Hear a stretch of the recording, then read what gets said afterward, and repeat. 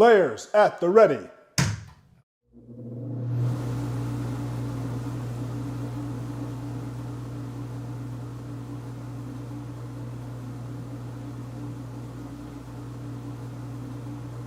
Are you ready?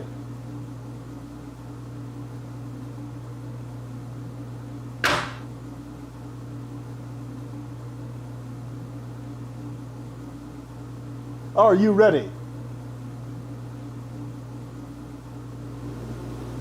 On my release.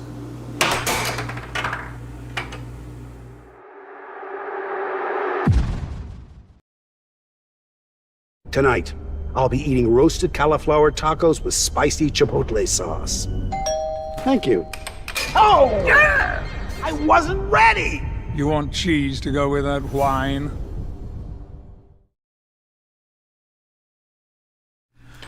Good evening, air hockey fans. We are here at the Bus Arena in Caldwell, Idaho. I'm Matt Bentley, here with Peter Speck Kai, and we're being joined by Jesse Douty, multiple world championship winner for air hockey. We're about to get underway with Scott Arnold and Nathan Buss, Scott Alley Cat Arnold and Nathan Idaho Primus Buss. Nathan being the 26th in the world. This is for world rank.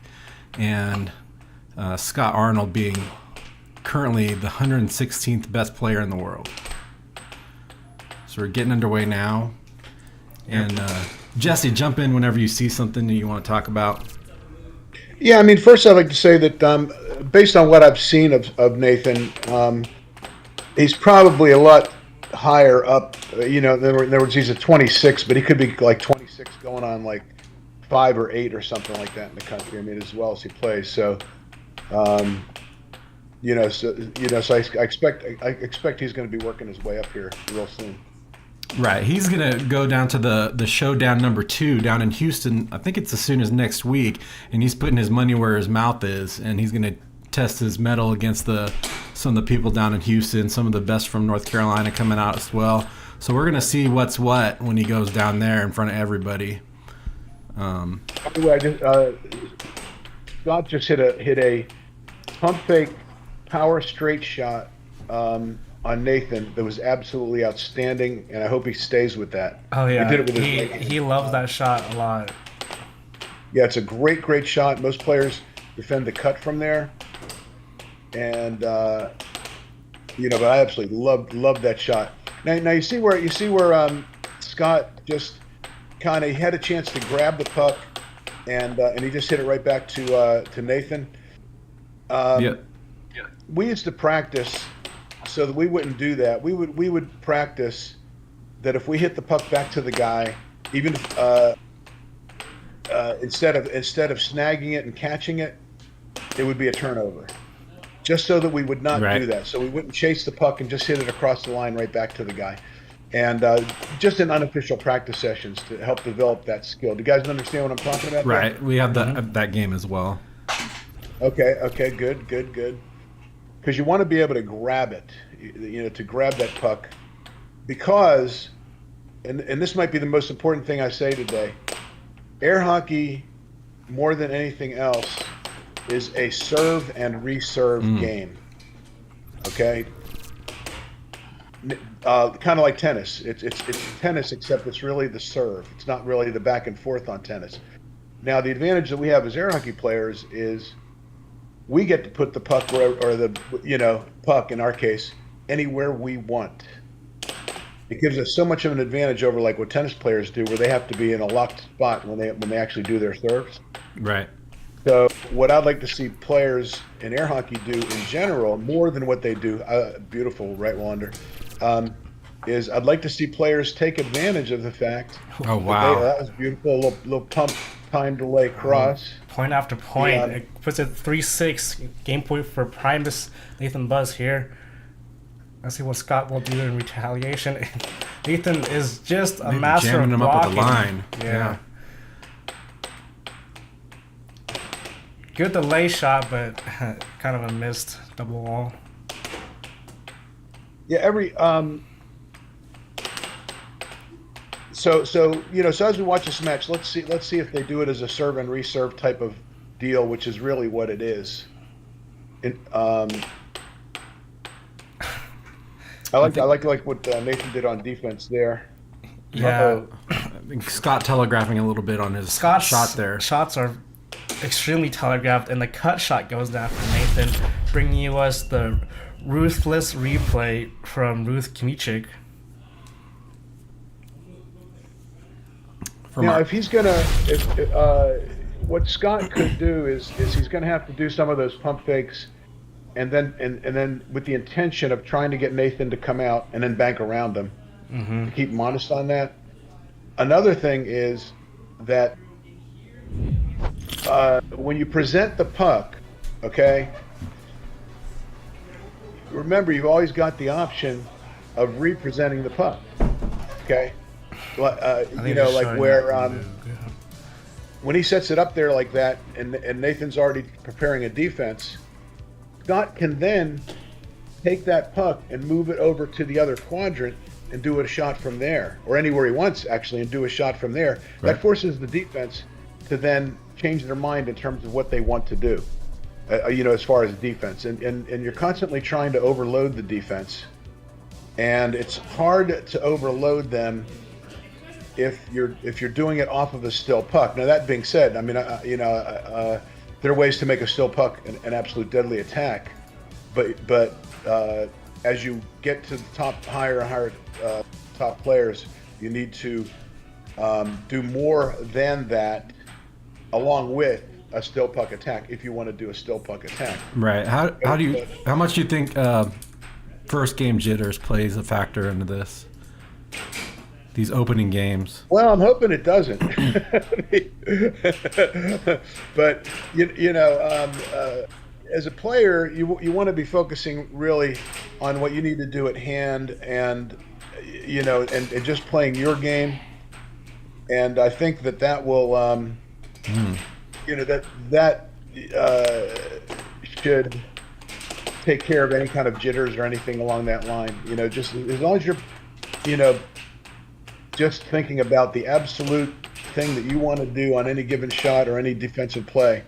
Good block. That should take care of any kind of jitters or anything like that. I love that bank. Oh, he got it. I can see that that Scott's going to have to really be careful about transition shots from Nathan. That was nice as well. Yeah, Nathan's transition game is very strong, and that kind of puts a lot of players out of their league when they're trying to challenge him, since they don't really understand how transition shots work, or they can't really keep track of them. See, now you see where Scott's coming up and he does like a double pump fake and then he hits the shot. Right. Yeah. What I'd like to see him start doing is do a double pump fake if he wants. Okay, great. And then instead of doing a shot, tap it to a different place and do the attack from there. That would tend to short circuit the defense. Especially good forehand. There's another almost a transition shot in itself, really. I mean, he came up on it with so quick. I don't know if you noticed, but you can see when he does the pumps that Nathan's going back and forth deciding what to do. So the pumps are effective. You just have to figure out a way to do them in a way where it's going to create you some easy points. That was nice. Nice. Do you notice that Scott is switching hands between offense and defense? Crossed it, with his left hand. It'll be kind of curious to keep up with whether he's doing it with his left or right. Yeah. We just can't simply say cross straight shot. We've got to say, cross straight shot with his left hand, Oh, nice 1-2. Yeah, game point Nathan again. Has there been anyone in the past that have switched hands for defense and offense before, Jesse? Or is Scott the only one that does it? I'm trying to think if anybody's done it effectively. You can see right there, he just switched his hand, but that leads to his downfall. That was in the end of the game. There have been some very good players with their opposite hand. And Vince Chappelle used to be a righty, and then he switched to a lefty, I think due to injury, and actually achieved all of his great things once he switched from his normal hand. But in terms of actually doing it in a game effectively and being like highly ranked in a highly ranked match or something, I've never seen it. So this is something that's relatively new. I think it's a great thing, that they can do that. New innovations. I think that Scott is going to have to. He's moving back and forth on defense. I mean, up and down on defense. And he's getting caught, like moving out, and all of a sudden here comes a bank, or moving back, and here comes a straight shot. Everything scores. If you're moving from out to back in a straight line, everything scores. So you've got to present a stable. It's the 3 buttons. A stable defense, so that you're ready to go back and block some of the banks, and ideally, your defense is set in a position that already stops the straight shots from where you're anticipating the shot's going to come from. You guys following that? Mm-hmm. Yeah. So, but doing the forward and back thing during the course as the guy's doing his drifting is generally not good, because they're gonna rip you all over the place. I mean, they throw one pump fake in there and you move straight backwards, then both sides are going to be open. And as one of the greatest players of all time had a defense like that nobody was able to crack very well. And I came along with my pump fakes, and I would just do the pump fakes in a way that made him move backwards and just be able to pick him off on both sides with straight shots. That would never work with a guy like Danny Hines, who holds that position in his prime. He held his position and wouldn't go backwards. He would just actually hold his position and force you to hit a super accurate shot. Oh, Nathan throws his mallet and does not count. Yeah, let's watch that loss of mallet, because that was kind of unfortunate. That's going to be one of the focuses for Scott is to evolve his defense to where he's making the opponent have to hit accurate shots. Yeah. Because right now, Scott doesn't. I mean, Nathan's not having to hit accurate shots. He's on his banks. He can hit them behind him and get the entire goal. And the straight shots are typically wide open as well. Mm-hmm. And there's that first point from Nathan again with the cut shot. It's down straight down the middle, and Scott responds with a right wall under. I wonder if Nathan is anticipating the overs, and that's why I noticed he's blocked a couple of overs. I don't. The up and back deal on defense. I'm not really seeing what that does effectively against a good player. I think. Well, yeah. I imagine Scott as being like a machine, right? And when you stop, the oil settles. So he's trying to be well oiled when he's doing the up and down, just to keep some blood flow and movement going, so he can react a little bit faster, I guess. Well, yeah, the problem with air hockey as far as the defense is because of the speed of the puck. Mm-hmm. If the defense is out of position, and this applies to most shots, if the defense is out of position when the puck is struck, if it's struck accurately, the shot will score. Yeah. So you're introducing a timing issue. What's that? You're introducing a timing issue. The well, it's like this. Okay. Right now. Okay, I was hoping he would have the puck for a little while longer. Nathan is pretty much telling where he wants to be hitting a shot from. Right now, a lot of his shots are coming from a little bit right of center. Okay. Mm-hmm. Well, then Scott on defense should be setting up a little bit left of his center. Okay. Basically from the anticipated strike point, bisected through the center of where he's anticipating the puck will be when it's struck. That pretty much takes care of the straight shots. So you don't have to be going up and back. You're out there and you're saying, okay, I dare you to straight shot past me here. And as long as you don't flinch out of the way, then you're okay. Then at that point, he's got to nice decide where straight. he wants to move as far as protecting the banks. Okay, but right there, he's pretty much in the middle. He moves straight back. He was open there. You know, that defense is not effective. He's going to. When you guys are instructing him later on, you got to. You know, I know this is going to be on tape and stuff. Scott, remember, you got to evolve your defense to where you are holding your position. It's almost like, you know, like a Roman war. You know, Roman legion, where they set their guys up with all the shields and the the last front point. row. They're not supposed to give. You know. Yep. Nathan. Three I mean, if you six. guys have ever seen Danny Hines in his prime, he is not moving back. He's going to present you with And there with it knowledge. is. He's not moving back. Right wall under from Nathan Bus, leading to his third game, third win of this match. That was ruthless. Now I don't know if when we talk to these guys in between the sets. in between the match, it's Yeah, real hard. Was that Are just? we going to be doing that? We're going to be talking to him in between sets. Yeah. Yeah. Okay, yeah. It's going to be real hard to like teach Scott to you know, it's real easy to data overload him, Oh yeah. but you know, but he's going to have to if he wants to win any sets in this match, he's going to have to do something different on defense. Okay? And this is a because best 2 out of 3 sets. it's a 2 out of 3 sets Yep. for ranking. Yep. Wow. The now on a positive note, I like a lot of what Scott's doing on offense. I like the pump fakes. Eventually, he's going to be able to learn to take those, do the pump fakes, sometimes do the shot and score. Sometimes do the pump fakes, then redirect the puck somewhere else and score that way. You know, and it opens up an entire different dimension. His accuracy's been good on those.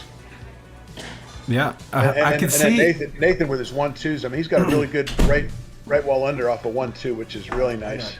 I can see Scott's thought process on wanting to slow down Nathan's speed game, because I can see him physically stopping Nathan's fast game and taking his time, setting up the puck, and kind of trying to do what he wants to do with the puck while, you know,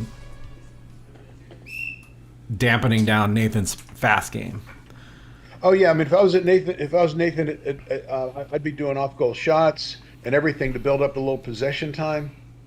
But his biggest problem, he's scoring pretty decently.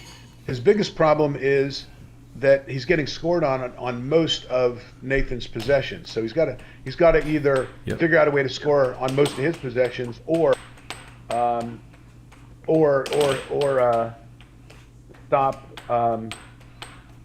You know, or stop more that Nathan's doing. Oh. See that? Can you guys see? I mean, on the screen that's being streamed here, you can see just how open Scott is on defense with that forward and backward motion. Mm-hmm. Yeah, there's a big gap he creates when he goes forward. And I think Nathan is actually timing that. He's looking for him to move up and then strike a right wall under. Just in time to get that score in. Well, he might be instinctively, I think, doing it, but it doesn't matter because there's a big window there for straight shots to both sides, okay, and when he's going up and back like that, he's not going back to block the right wall under. So the right wall under is open no matter what he's doing. I just saw that. He likes to block straights most of the time, so he can get a right wall under in most effectively against Scott, because he does like haul back and hit the goal, which in air hockey. You see where he's going straight back. Those straight shots are open. I know in air hockey and the you're right not wall supposed to do under that. is open there. Oh yeah. So my question then is, what is he blocking? He's not blocking anything. Mm-hmm. He's blocking He's blocking shots shot at the middle of the goal. That's what his defense is blocking. So that's the next step for him. And guess what? When he learns that, he's gonna jump way up, because right now his offense is a lot on track than his defense. Yeah, but to Scott's credit, he's only been playing for what, 6 months? 8 months now. 8 months? Oh my God! I mean, it's unbelievable. He can play like this for that short. I'd forgotten. You guys had told me that. Oh yeah. Yeah. I mean, for where he is, you know, it's absolutely incredible. So, I mean, like I say, his offense is showing like almost like years worth of experience there. But his defense is showing a new. You know, back-to-back left ball overs from Scott. He knows that's Nathan's weakness, and it's you know, just a matter of him scoring, hitting that shot. He's actually scoring enough to be winning the match if he was able to stop anything. You know. And now Nathan grabs that puck just like you said, and then sets it up as a serve. See, I'd be set up about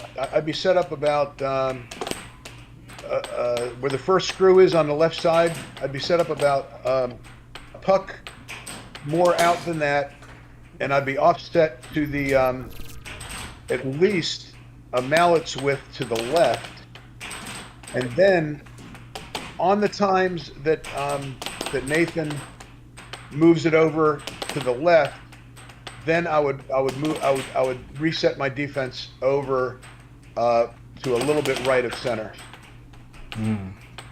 Just based on what I'm seeing so far. Now you might have to make some adjustments on it, but the idea is since we can agree that if you're out of position and there's a shot open, especially straight shots, but it does apply to banks. They're over. Hey, he's having a good deal there. Since we can agree that if you're out of position, a well-struck shot is going to score. Okay, then the only real way to block straight shots is to already be there, right. Unless the offense is going to let you know when they're going to strike the puck.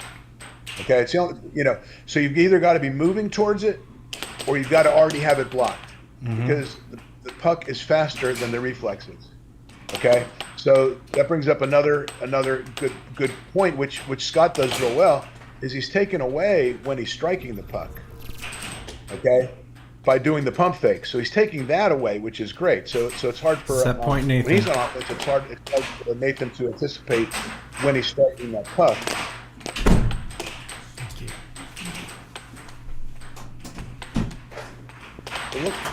Oh, there we go. I like what he did there, but he pivoted his hips and everything else, which kind of telegraphed it on that left wall bank that he did. You guys see that? You see where he pivoted his whole body? Well, I think that was part of the trick. Oh, well, it would have been good, except in that particular case, the movement telegraphed exactly what he did. Oh, now if he changes Nathan that up, gets the nice set. transition shot. All right, good set. Let's get these guys in here to talk to him about it. Let's get Scott in here. Doing it one at a time. Are they coming in together? Or Let's get Scott in here. We'll bring Scott in so he can talk give us a little discipline. How's it going, guys? All right, Scott, put these headphones on, and Jesse will give you the whole mouth. Cool. Okay, Scott, I got it. Hey, Scott, can you hear me? I can hear you. Yes. Okay, I got to let you know in advance. I beat you up a little bit on the commentary here. Okay, but we'll go through it. Okay. Oh, no problem. Yep. All right. First of all, let's talk about your good stuff. The pump fakes you're doing are great. You're getting a lot of points. You're actually scoring enough to win these sets. Yep. Okay. Okay. The problem is the forward and back, and I don't know if it's something that you can change during a match, but your forward and back motion. Okay. On the way you're defense? going straight forward, straight back. It gives up every shot. It doesn't block anything. Okay. Okay. It's just by the geometry of the game, everything's open. So he's scoring at a much higher rate than he should. Okay. Okay. You're scoring at enough of a rate to win.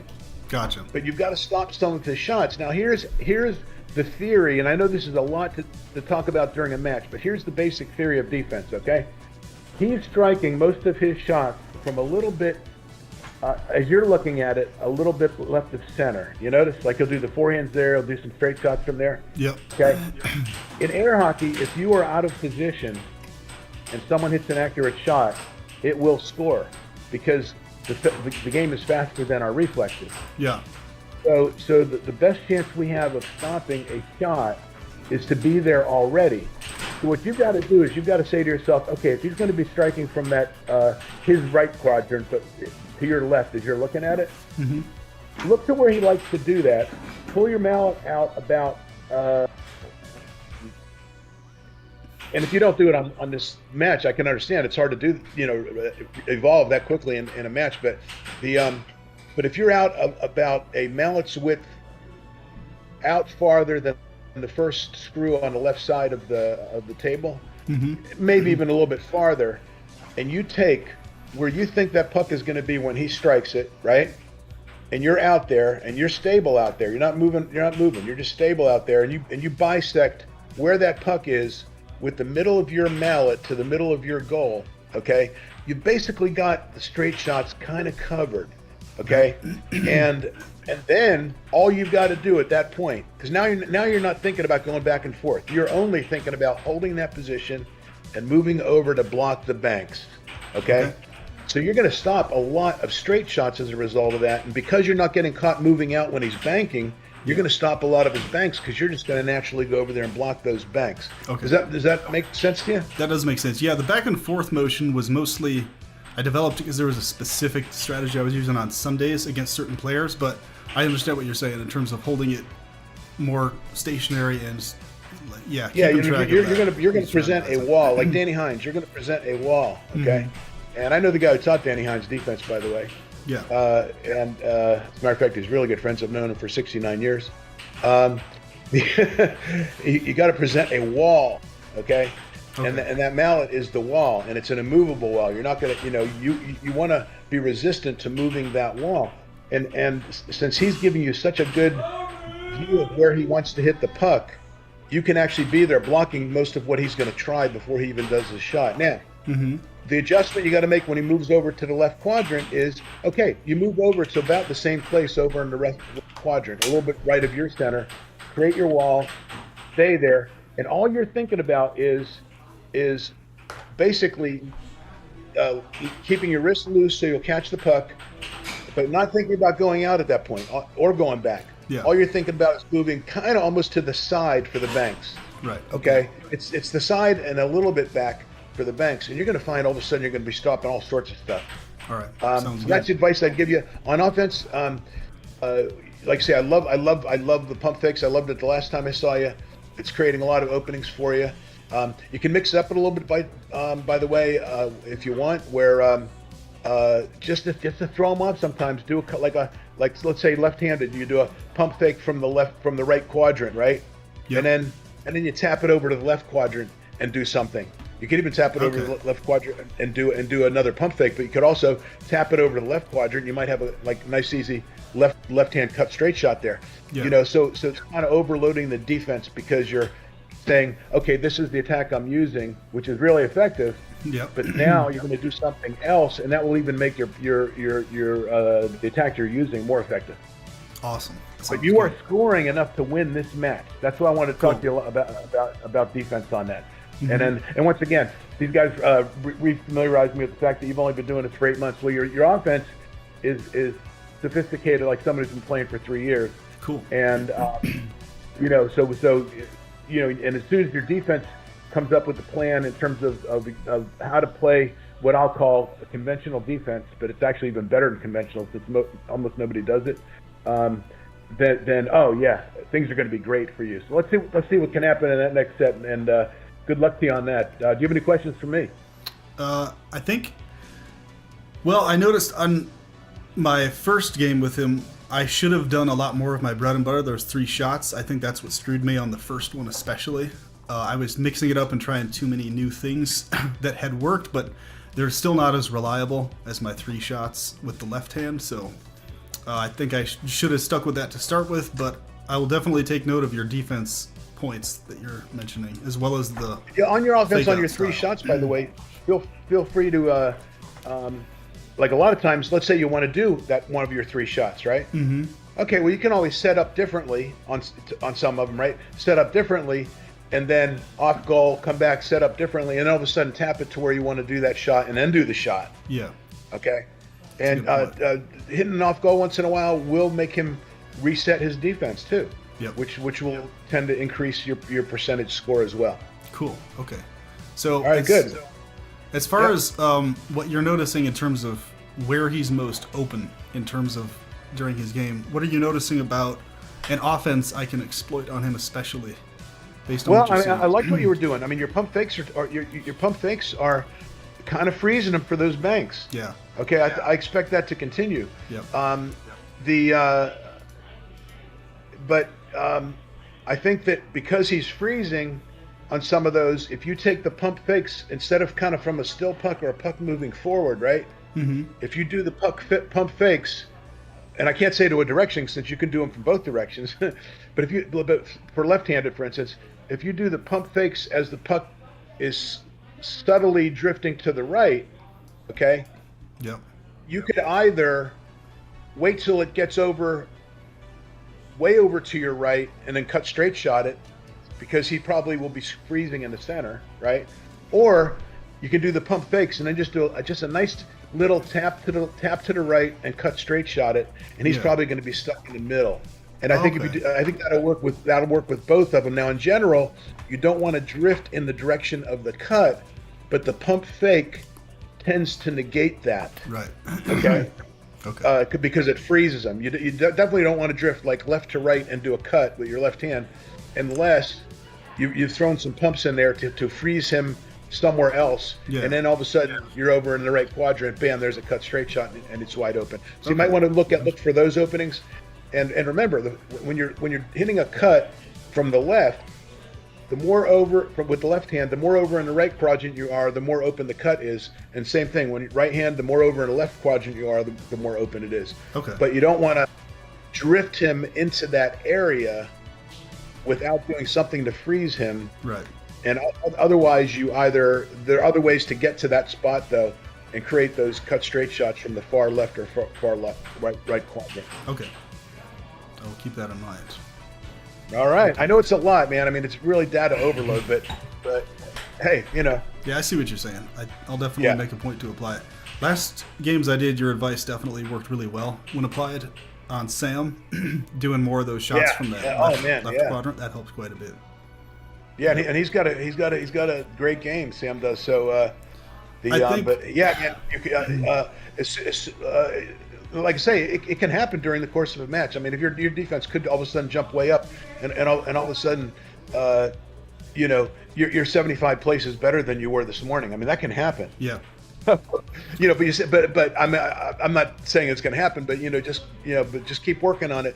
But if you understand the fundamentals of what I talked about in terms of where you're anticipating his attack from and where your starting point is going to be, okay, then take it from there, and then we'll update after the next set. Maybe it'll be a victory for you on that. Cool, man. That sounds good. Yeah, I think my main thing with Nathan that always messes me up if I play him is if I stray too much from my bread and butter, that's what messes me up. So I just got to stick with the fundamentals, apply a little bit of what you are saying here to where I'm confident that I can apply it the right way, and I think that'll be the ticket for sure. Yeah. Use what's working. Yeah. Typically, if you have to use the same shot 7 times over, that's fine.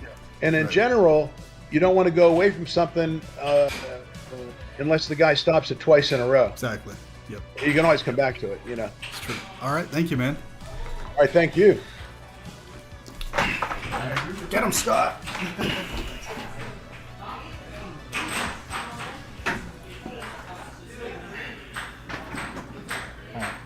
So, Jesse, did you feel what you said connected over to him?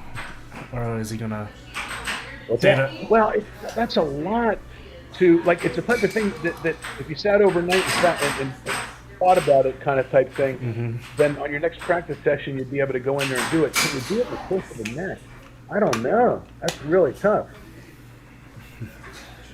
Did we take up Nathan's time that time? We'll get Nathan after this next set. Well, I don't think Nathan needs any advice. No, I don't think he does either. I want to see if Scott can figure out what we talked about in terms of defense, and see if then Nathan might come in. We'll see. We'll see in this game. See, it's hard. It's hard. He's so used to it. Oh yeah, it's hard to get out of bad habits, you He's know. so trained. Yeah. Oh, the poor guy. I mean, he is working on it. He is staying over still. Yeah. You can tell he's trying on it. Yep. And he knows why that scored. All right. Ooh, I would have reset right there. Oh. Yep. Nice, Scott. And one of the things is he doesn't want to think about defense, and I should have mentioned this too. Okay, good. He's the cut was open there, and he went to the other way. He went to cross. The jump fakes freeze him. No, the cut was what was open. Oh well, he was playing left-handed, so it was a cross. Well, no. I mean, it was the left-handed cut. Yep. Okay. Yeah, the left-handed cut. Right. See, it's freezing him, but he's going to the cross. Oh, what's his open hand. there on the freeze is the cut to Nathan's left side. Okay, that was good. Okay, he came out. He's playing a lot slower than he was in the first game, so I think you've made improvements. Who is? Scott.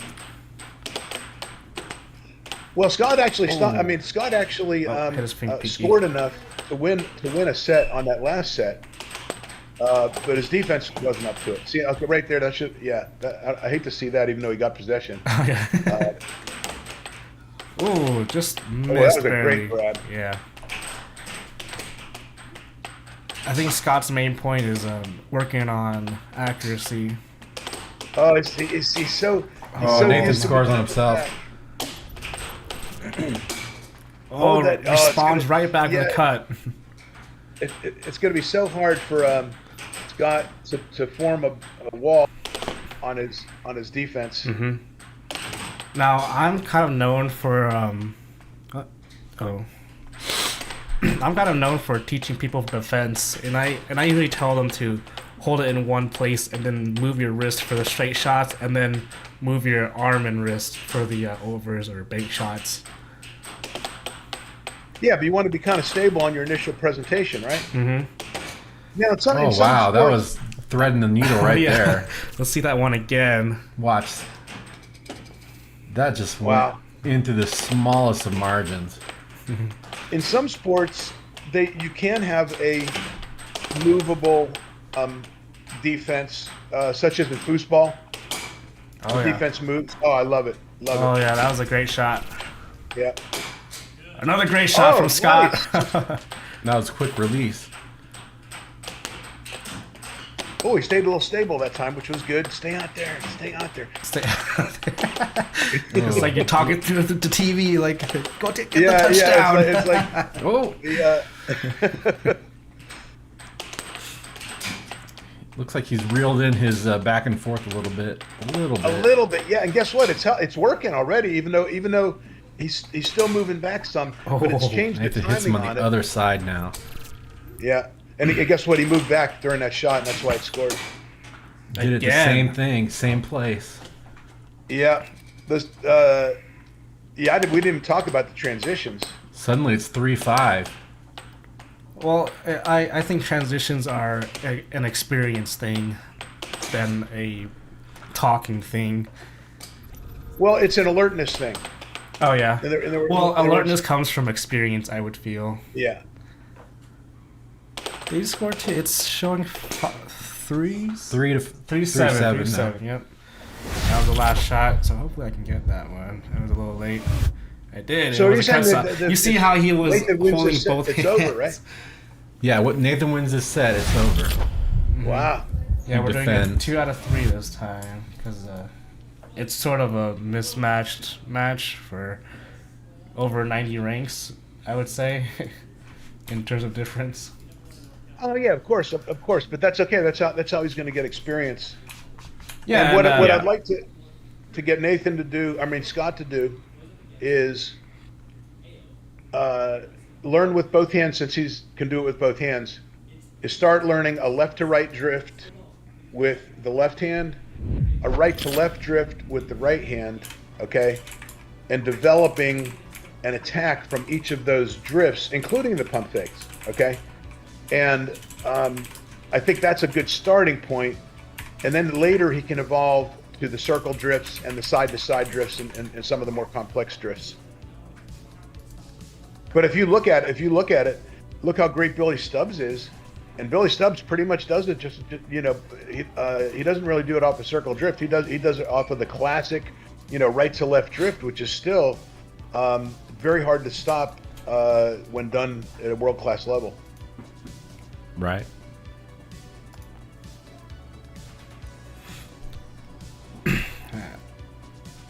He's got all the pieces, he just needs to put them together. Yeah. Oh yeah, but the guy's only been doing it for that many months. Oh my God, it's absolutely amazing what he can do for his that's the beauty of recording these things, because now you can see how you play instead of back in the days you would have to buy film and then a camera and then all this like extra stuff. Now we can just record it digitally and we can view it on our phones and computers. Yeah. And then we also have more experienced players here too, and then we can teach them and show them our secrets and then other people's secrets, and that's how we grow exponentially. And you saw how Tim Wiseman grew in the time span you were playing. And man, I remember playing. I showed up at a tournament one time when I think he was like 14 years old. Mm-hmm. Oh yeah. And I played him some games, and he wasn't there yet, but I was just doing some practice games with him, and one of the things that really impressed me was how difficult even then it was to get him to move out of the way of shots. Yeah. And I said to myself, oh, okay, this kid's really got some talent. Now, okay, there we go. That's a nice trait right there. And then came back. Was that a forehand? Nathan is doing forehands. Good charge from Nathan right there. He may have to start going a little more side to side on his drift. I'm talking about Scott here. Oh yeah. So that Nathan can't completely tee off. Because keep in mind, you guys, remember the three things you got to take away. Three things you got to take away. Three things you can take away. Number one, you can take away where the puck is going to be struck from. Okay. Number two, you can take away where the shot is going to go. Okay. Number three, you can take away the exact moment that the puck is going to be struck. In general, if you take two of those three away and you hit an accurate shot, you will score. Often, you can score even if you only take one of them away. Okay? So those are the three things that every time you analyze any of your shots, okay? And this is not even getting into putting shots together, into an attack, but just on your actual shots, analyze them and say, hey, did I take away where the puck was when I hit it? Did I take away where I was going to be directing the puck? Did I take away the moment I was going to strike the puck? If you take away the moment that you're going to strike the puck, they can't anticipate on you anymore. Yeah, that's a lot what I'm seeing what Nathan's doing right now. He like pauses right before he hits it and then hits it, and that really throws Scott off a lot. Sometimes he'll hit it just to throw the rhythm off and then pause, and then hit it like that. Oh, I like that. That was great. That's just a world class shot right there. Oh yeah. What he just did. So he was drifting, pause, and then shot it. That was world class. Oh, that was a quick win right there. I think this game is gonna be quick. Nathan saying hi, Mom. He's waving. He's like, yeah, hi, Mom. There we go. Yeah, and Nathan right now is real tournament tough, so to speak. I mean, he's sharp. Yeah, I think he's played in 3 nationals and 2 worlds. And he did that ESPN thing. That was a national. Hey, even the great let's see, not Pedro or Jose Mara. Even the great Jose Mara, had to come across and learn, and they learned from videotapes and stuff. And it took them some experience before the Venezuelans came over. And then in like '98 or something, when him and Pedro came over, and nobody could beat them, either one of them. Why was that? And, was it they were just doing something way different? Well, they were getting about. I heard they were. Don't hold me to the number, but I heard they were getting 80-something people on their weeklies. down in Venezuela. Oh, and these are the two dominant players that came out of that. Hey, if you got 80-something players on your weeklies, That's a lot. and you're a dominant player in that environment, you are going to be strong. We're getting 20. And they are very strong. They took a lot of what they learned from watching, coming to. Predecessors of theirs came to nationals, taught them what they learned, and stuff like that. Mm-hmm. But and then they incorporated their own style on doing things. To this day, the most effective offense I've ever seen was done by Pedro Ortero, and nobody will copy it, even though it is literally unstoppable. It's the best single offensive attack I've ever seen. They came back from Danny Hines using it and scored 28 banks in a row on Danny Hines to come back from 3-0 down. Oh man, Yeah. that sounds pretty crazy. How tough is that? Oh yeah, could not imagine it. I think Nathan's And trying unfortunately, the some. next time we saw Pedro, he wasn't doing that shot, and it turned out he had injured either his hand or his wrist to where he was unable to do that attack because it really took a lot of risk to do it. Yeah, it shows you how much impact your hand has on air hockey. Can't live without it. Oh yeah, man, that's it. Your wrist. Your hand and wrist. Now, eventually, when we get to being able to put extensions onto the mallet, to where we make it more like a paddle. Oh my God, that can do some unbelievable things. I did a little experimenting with that, 20-something years ago, and it was fun. Oh, there we go. It was open. Oh, but he almost. Back of mallet. Unforced error from Nathan. Did you see where Scott did the pumps and he took it way over into the right quadrant? Yeah. And there was a big wide cut open there. He missed the shot though, because he's probably because he's not used to doing it from there. But he did think about it and he did do it. Very good. One thing I noticed about Scott while practicing with him is that he always thinks of his shots first, and then tries to execute that. But he doesn't really have a plan B, as you would say. So say I charge him in one spot, and that's his only plan, and he doesn't have any way around my charge. So he deliberately. Oh, okay. I thought you were saying that he plans his attack, each individual attack. Before I can see him. He's going to do a straight shot right here. See? Oh, it was open. He missed it. Oh yeah. Man, that double pump power straight shot he's using with his right hand, he could do a left wall bank on that too. Uh-oh, there we go.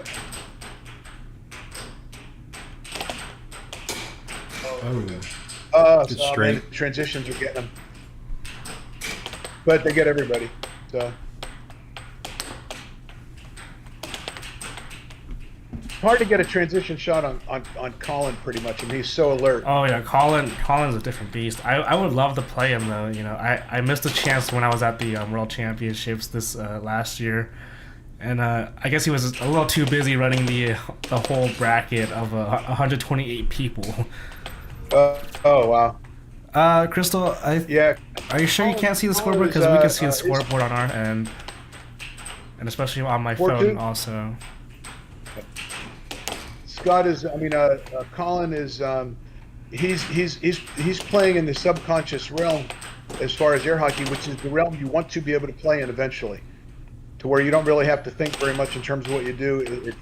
Your subconscious tells you what's next, what's open. Sometimes the subconscious will realize something's open in the middle of a drift, and you can pull it out. I mean, that's the zone that he's playing in. For the last few years. Let's see. Crystal, if you're still listening, what we see is what you should see. So if something is not on here that we can't see, then there should be a problem. But we can see everything. Maybe refresh your browser. Yeah, or maybe you're zoomed in or something. Because on my phone we can see everything. On Matt's phone we can see everything. Okay, you guys, there's going to be a quiz at the end of this. Okay. Question's going to be, what are the 3 things you can take away from a defense? Oh no. I get extra time on quizzes, and I get to use my notes. I think I've been writing notes. This is an open note test, Hey, by the right? way, when I was a early teenager, I used to practice. Game point, Nathan. Yep. Hey, Oh, Nathan with a great grab and shoots and a he final cut in. Scott down. I used to practice fencing when I was using. We would take fishing rods and take up all the stuff, and we would fence with those when I was a kid. I loved it. And for some reason, I fenced lefty, even though I play air hockey righty.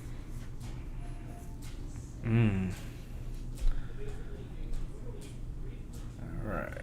What do you think is going through Scott's head to pull this back out from the precipice of defeat? Can't see, only names at the bottom are showing. What was the score on that game?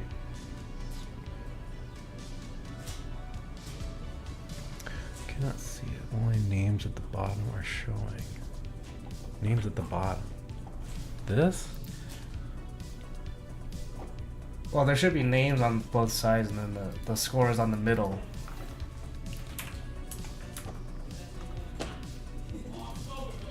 So this game was 7-2, and Scott has not won a game yet. So what do you think of that, Jesse? Well, I lost a match to Jose Mora one time, 16-1. Oh, and so it does happen. I mean, it's like dialing the combination to a safe when you're playing air hockey. Is you're constantly working, you're constantly trying to dial that combination. And a lot of times, if you can open that safe, all of a sudden you win the rest of the games. I mean, it's happened with me, and so that can happen. Now in this particular case, now in my case with Jose Mora, he was just a much better player than I was. I was a has-been old air hockey player when I played him. Plus, he was a brilliant genius of a player. Okay,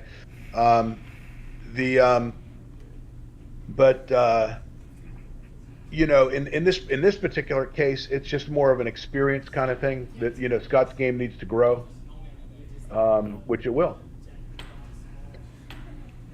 But I think that for as long as he's been playing, he's doing, very well.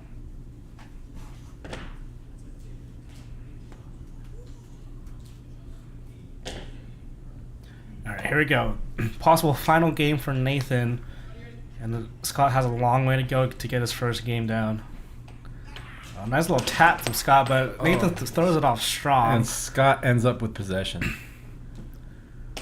Maybe that was part of Nathan's plan all along.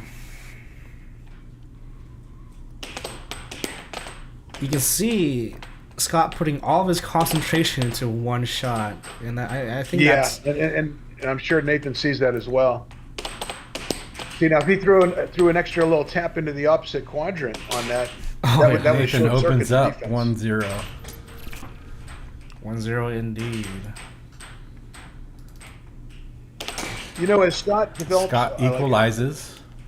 As Scott develops his offense, what I'd like to see him do probably 2-1 Nathan is play like opponents one-handed. Oh. Okay. 2-2 Scott. And then Scott goes to the left quadrant, hits the left wall under it, bring it 2-2. Oh man, you can see Scott regressing back to his first stages now. He rips it out of the goal. Oh man, that was scary. Nathan. Very deliberate. Oh yeah. Scott. Oh, it was open. It was open, but he missed just barely. Yeah. Scott almost caught with both of his hands on the mallet. And now it's 3-2 Nathan. Yeah. Nathan's got just a little too much firepower for Scott's defense at this point. Nathan trying for the off-speed left wall over. I think he is holding himself back because he wants this to be a good match for both of us. Scott with a chance to grab that puck, but he didn't. But he gets it anyways. I hope he's not holding back. You never want to hold back at any, not even a point against anybody. It's just not a good habit to get in. Considering the game is about to be over in about 5 points, I think Nathan has a little bit of leeway. Well, I wouldn't say that. I wouldn't say that. Well, he can always go bring it to the other game. I lost the challenge match for #1 in the country to Joe Campbell one time. I was up 3-1. And I think I relaxed a little. Yeah, and I think everybody does that when they're overconfident and then just relaxes. Oh, did you press it? Yeah. Press it 2 times. Okay. So 4-2, Nathan. It is 4-2. And then Good Scott luck hits all the over. over for 4-3. Hey guys, you know what would be great for the stream? I don't know if it's something that can be set up. I mean, not now, of course, obviously, but Well, you're talking to the I wonder if man it who could be makes set up. this. If we could Yeah. set up, I see it in pool matches where there could be a diagram to where we could actually draw out plays, air hockey plays. Oh, Oh, the John Madden thing? Like- It's in the works. yeah. Everybody's been telling me to do that, but we just don't have the stuff for it. We need a drawing tablet to do that, or. Man, if you guys could do that, I could draw out some things for you guys that would just blow Oh, your mind. from your end, I don't think we can do it on your end because we would have to do it on our end because it's a localized system. Yeah, but couldn't you give me couldn't we do it in a way where you give me control of your computer? Maybe. 5-4. 5-4. 5-4 now. Oh, Nathan 6-4. brings it to match point, 6-4. I don't know why the scoreboard's not refreshing, but well. Oh, that left over almost makes it in. Nathan will And bring this game to the end with another dashes cut shot. Scott's hopes, 7-4 in the And last this game. Final shot replay is brought to you by Ruth Himitsu by Ruthless Real Estate. Yes. Experience-wise, Good this match job, came out good the way job. we would have expected. Now you say her name. I was kidding. I appreciate you Check guys our inviting sponsor. me to do a little commentary today. Thank you for commentating again. We appreciate everything you guys Okay, do you guys for us. ready for the quiz? Yeah. It's one of the most important concepts in air hockey. You guys can collaborate on it, okay? Give me the 3 things you can take away from a defense. So what is it? It's like Crazy Taxi right now. When to hit it? When to hit When it? to hit it, that's one. What? What was the second one? Where to hit it? When to hit it, where you're gonna hit it to, yeah. And where it's gonna go. No, that's the where to hit it. Yeah, Right? that kind of goes in with where. Well, I got 2 out of 3, man. You So contribute. it's when to hit it and where to hit it. Like I got a wanna say, like- 66% right now, man. You need to clutch in here. That's kind of 2 things, right? Okay, hey, that's not bad. Where the puck is going to be when you strike it. See, I Okay, was trying to help you out, man. And here's Scott. He would like some feedback, and he'd like some love from the fans. So here you go. We got your mom in here, Scott, saying she is proud of you.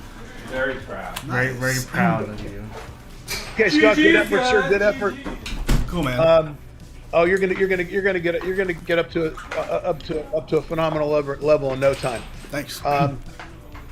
When you can, I know it was so tough for you to hold your defense, but learn to present a wall on defense. Okay.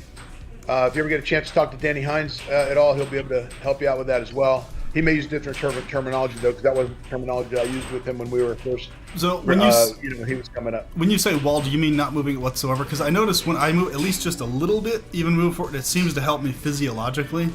Because if I'm just stationary, it's kind of weird for me transitioning from that into moving again, if that makes sense.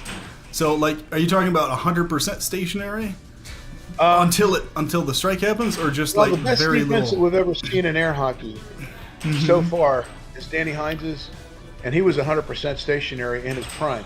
Okay. Now, that being said, I still think that's just about correct, and I'll tell you why. If you're out of position, right, it doesn't matter if you move anyway. Okay? Yeah. So if you're out of position, they're going to score on you no matter what you do, right? Mm-hmm. So if they're telegraphing it to you, that's a little bit different story. Okay, but eventually you're going to get to be playing players, well, even today, where they're not really going to telegraph to you too much. Right. Now you want to keep your wrist loose, okay? Mm-hmm. So you might develop a little bit, maybe a little bit of motion, but I wouldn't suggest it to be forward and backwards. Right. Okay. Maybe slightly, and we're talking like a finger width left, a finger width right, maybe. But Super small, I'm not even okay. so sure about that. Yeah. But it's going to be something you're going to have to get used to. But but aside from that, but remember, the idea is you want the straight shots blocked before they hit the shot. Okay? Okay. And then you're going to worry about blocking the banks. You're going to focus on blocking the unders, and force them to beat you with overs until they can convince you that overs can get you. I mean, they can hit over after over after over. Okay. Gotcha. Now on offense, what I'd like you to do is do much of what you're doing. Okay, except along with what you're doing, the still puck game. Okay, which has been a big proponent of, but I do a lot of subtle things with it. But learn to do what you're doing along with. We'll do it for the left hand, and then it applies the other way, right? Learn to do a straight drift up in line with the left side of his goal as you're looking at it. Okay. Okay. Learn to do. Hold on, just. So when you said left side of his goal, left side of from my left, you mean, or his left? So from my view, left over here. Learn to do a straight drift up in your left quadrant, straight up, right in line with the opening of his goal on the left side of his goal as you're looking at it, or his right side. Okay. Okay. Now, that's the drift. Now you're going to come up with you're going to be pumping on it. You might stop the puck, but learn to do that drift. Learn to do the drift on the right side of the table, the exact same drift. Yep. Okay. And then learn to do a diagonal drift from the bottom left quadrant up to the upper right quadrant, okay? All with all of those pumps. Okay? As you need to. And then just the opposite of that with the right hand, okay? Now what that's going to do is that's going to open up an array of shots and different shots even that you have right now, but shots and attacks.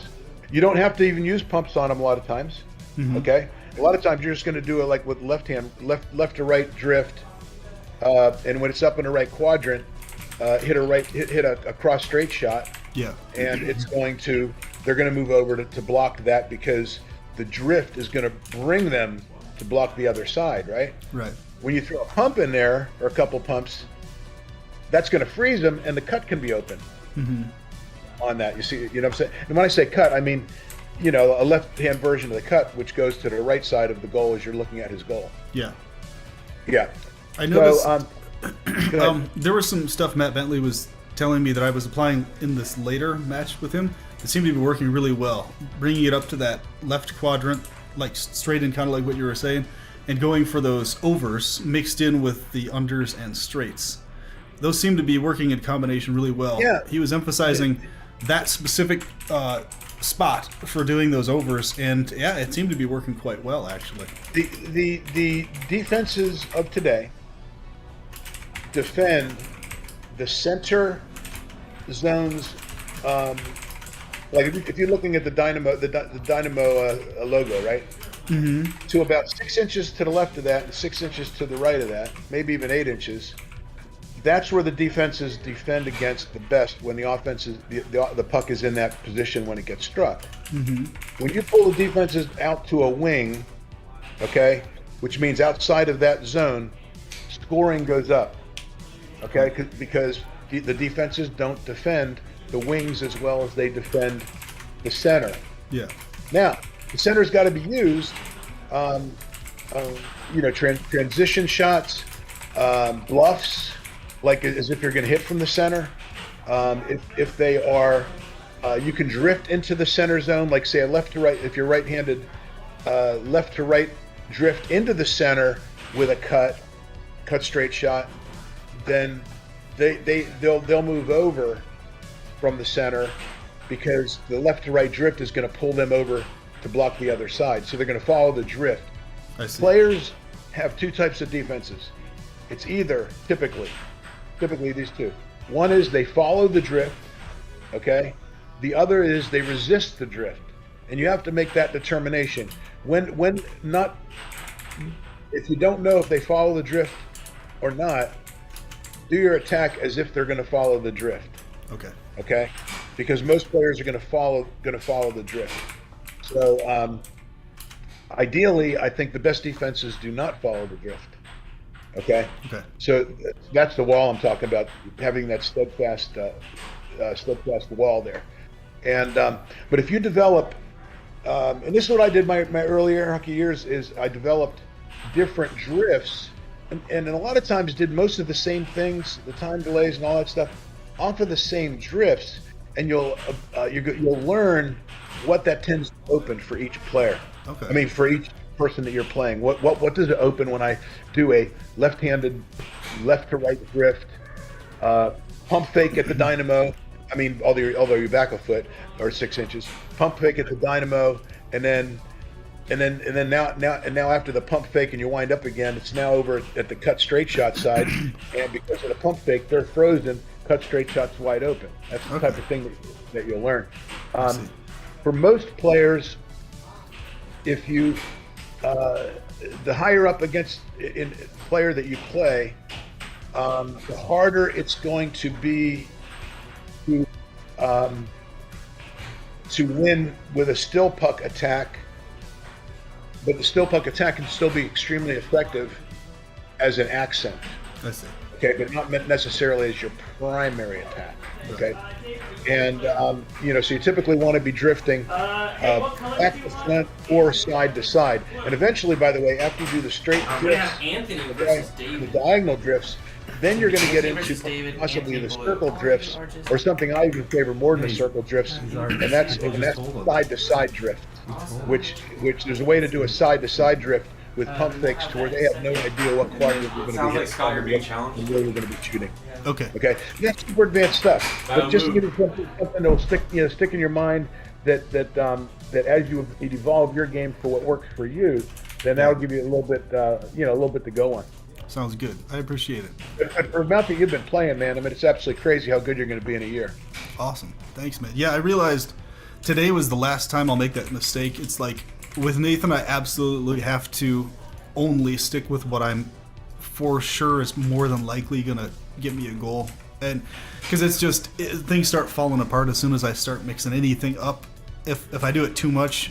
So I think, that's basically the majority of games I win against Nathan. If I win or get a really high score, it's that method where I just stick with what I'm certain about. And when I stray from that a little bit, that's when things always start to fall apart. With Nathan specifically, I noticed. I think with your game, say you versus Nathan, the thing that will make the big jump for you is when you evolve your defense to where you're blocking more. Right. Okay. I think that alone could turn a match around like this. I'll give you an example. I played a match against Danny Hines, the first match I ever played Danny Hines, and I could only really find one thing that worked on him, so I just did it every single point. Interesting. And just about and I won that match handily. And then I worked with him for a couple years after that, and I went a year and a half there when I could barely win a game. Gotcha. Okay. All right, so it can go turned around real quick. Sounds good. Looks like we're in the next game here. So Jesse, we got a new game. It's Anthony versus David, and David won our weekly tournament last night, which was really awesome. Anthony versus was it a handicap tournament? No handicap.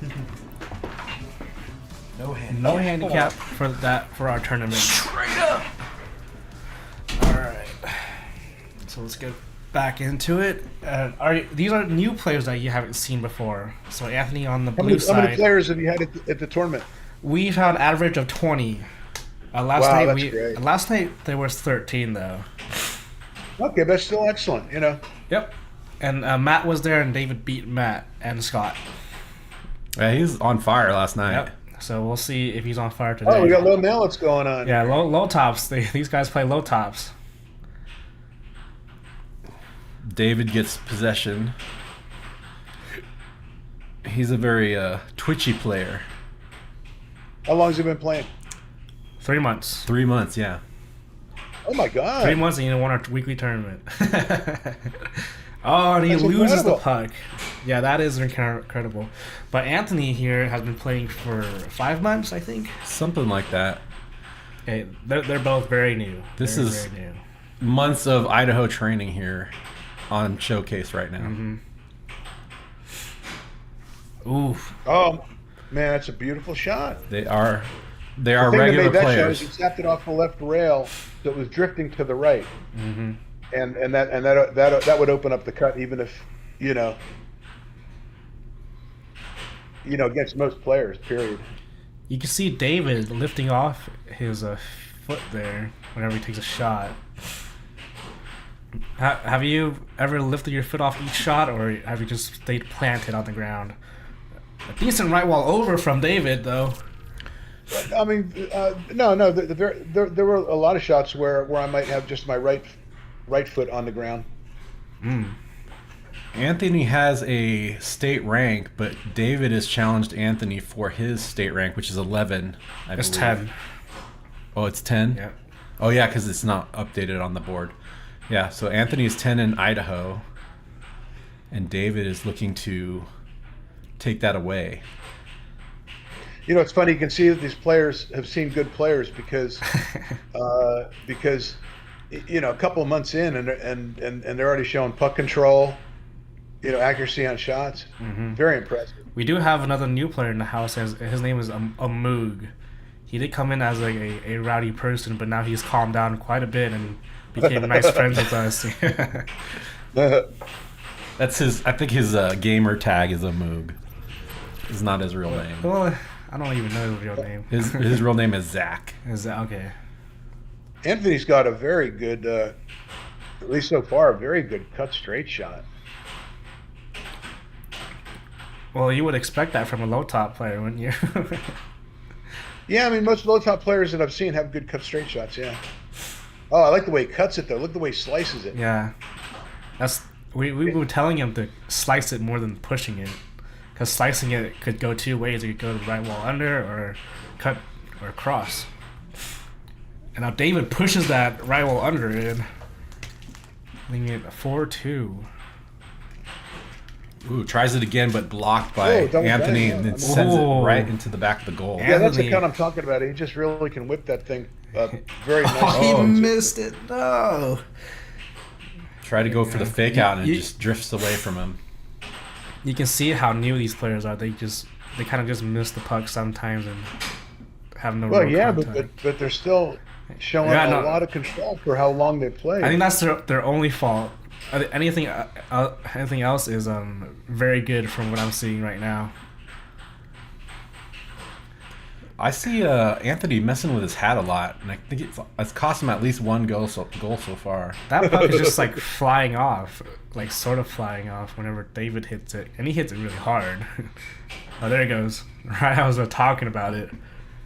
Anthony hits it hard too. Well, they're low top players. They always hit it harder than usual.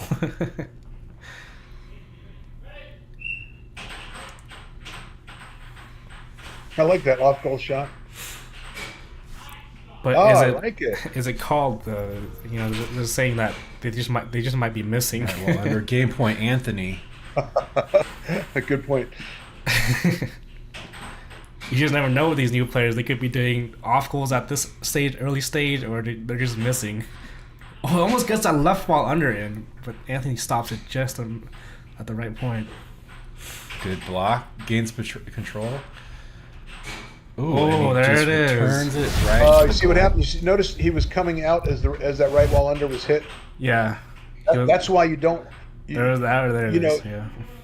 It's okay to come out, but when you come out, that means you are charging, and when you're charging, you're typically either charging the rail or charging the center line. But just coming out a little bit is no good, because any right wall bank is going to score on you. Exactly. All right. Are they going to take a break, or?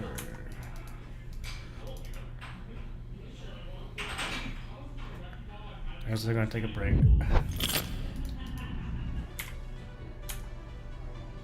So, what'd you think of that first game? Well, like I say, these guys haven't been playing long. It's pretty impressive. I mean, very impressive. Yeah, like under half a year, like half a year, almost less than half a year. 3 months and 5 months? And they're playing at this kind of caliber. I could be wrong, but I think I see Anthony moving up and back. I mean, up and back also. Like, we're on the wrong replays here. So. Oh no! I'm just thinking of the actual game. Yeah. Anthony, you've changed. Anthony got slimmer and it got more. Well, my short-term memory is not that bad. More pirate-like. More of a cat stance. But you'll see Anthony seemed to be, even though he didn't have a chance to do it much because David tends to be hitting across the center line pretty quickly. Take a look at Anthony and see if he's doing that up and back routine. Okay. Okay. Yeah, we look see for it that. there. I think a lot of players do the back and forth routine also, and that kind of just makes them moving. That's my view is that's horrible to do. Okay. And I don't know of any great defenses that have ever that where that's how they play except Dubuisson, but Dubuisson's the squad also. But I was the only one at the time that really knew about how to beat that kind of defense. Now I saw He your was a game great against player. Dubuisson too, and man, Right wall under. that guy was a Strong. monster. He hit that a little too late. Oh, look at the replay. Yeah, I mean, I've scores been on watching a himself. lot of like classic air hockey, and I saw your game, Jesse, with Bob Dubuisson too, and those were some crazy games. It was super fast paced. No one was really hanging on to the puck as much as No wonder you guys are running 5 miles a day. there's nonstop let me shooting. tell you, I mean, when it comes down to it, the person is the best. All other things equal or close to equal, the best conditioned athlete will win. If all the other skills are comparable in a 2-day tournament. Now we see Anthony here Like on even a in 4-point pool lead. tournaments, I play in pool tournaments, and I played in one that I took third in a couple weeks ago, and oh my god, I mean, but by my third match I was already tired. But that's what happens when you get really old, Oh yeah, you're like a dinosaur for us. That's cross. I'm like a little kid to you. Like a little kid to everybody. How old are you? As you, what's that? I'm in the Middle Ages. Oh yeah, dude, Matt's like 2 decades older than me. Yeah.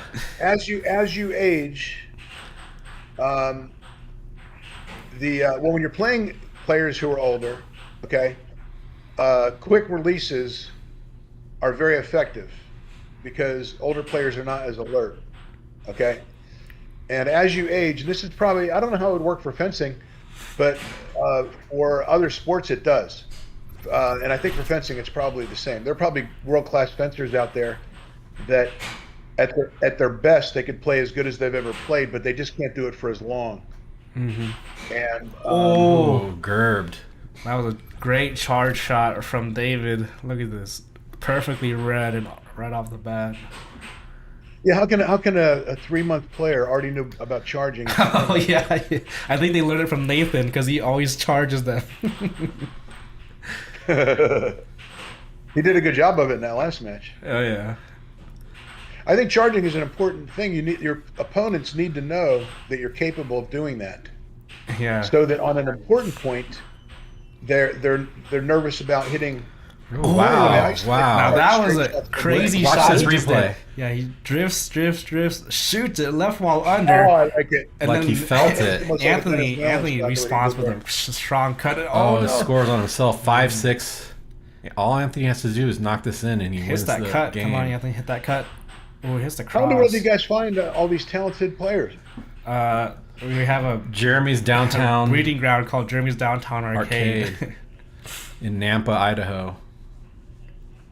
Which is like a We're fixing to get another location at Boise State University. college. Wow. So we could have more people on our team. Ooh.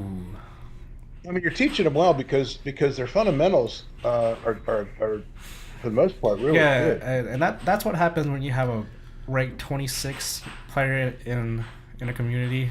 Well, one that cares enough to bring people that know over here too to teach us right. Well, Like I think that's only been Doug Howard, Brian happened once. Acrocco, Yeah, that only happened Sarah once. Weissman. Yeah. You know, all those people coming up here and right helping wall us. over. Oh, suddenly it's 6-6. Let's pay 6-6. attention to this game right now, real quick.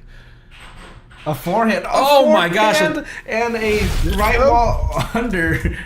A two A hit 1-2. Look at that. boom, and he hits it right back in, right under his defense. What a great Hey, shot. by the way, you see how he was caught going out again? Right? Yeah. when you get caught going out, the But whole goal was over. Was it luck or was it design? I don't know. He just No, that's it his- could've that's been. the second or He third also time may he's have done that. realized that he also may have realized the entire goal was going to be open. He was just trying to get a shot on goal. maybe he was being a little too against stylish. All sorts of players, even top players, you can get cheap shots on them like that. What? I said, don't exchange camera. Don't. What's up, everybody? Hey, I just want to Anthony showing us why he deserves to be among the Idaho's best. He's doing real good.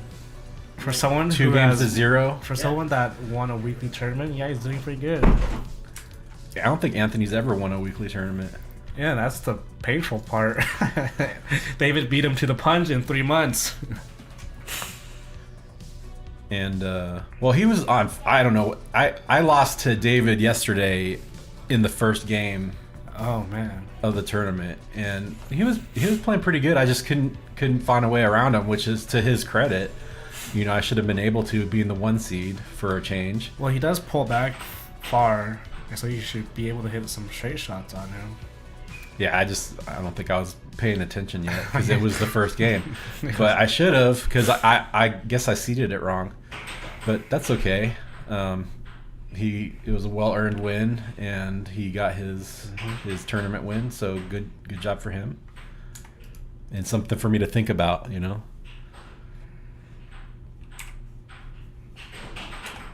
But he was destroying everybody, and he got a 7-0 late in the bracket as well, which I hardly ever see, which was really good. our kid for 3 months has got awesome control. That first point goes to David. Anthony taking a moment to think about that, and Man, that's a nice cut. And you see him going back and forth with it. Oh, that was a nice shot round. jumped frames. Did you see that? It was so Oh, fast. man, it was so fast I couldn't even get the replay. That shot too. Both Man, of these shots they're are fast. throwing out fast shots right now. And accurate. Oh, he Just- tried right well over there. Yeah. Just barely Oh missed yeah. See the No level harm, of no foul. It came accuracy. back to him, though. You can see the level of accuracy with these players, and it's just like so. How Like, much are these guys? How many games a week are these players putting in? Do you think? once or twice a week, they always go to the weeklies. So Yeah. they're playing. They're always at like the arcade. once a week or twice a week. But how many days do you think they're playing aside from that? Maybe a couple. No, I think total is like once or twice a week. Yeah. Like how many games? Like game sets?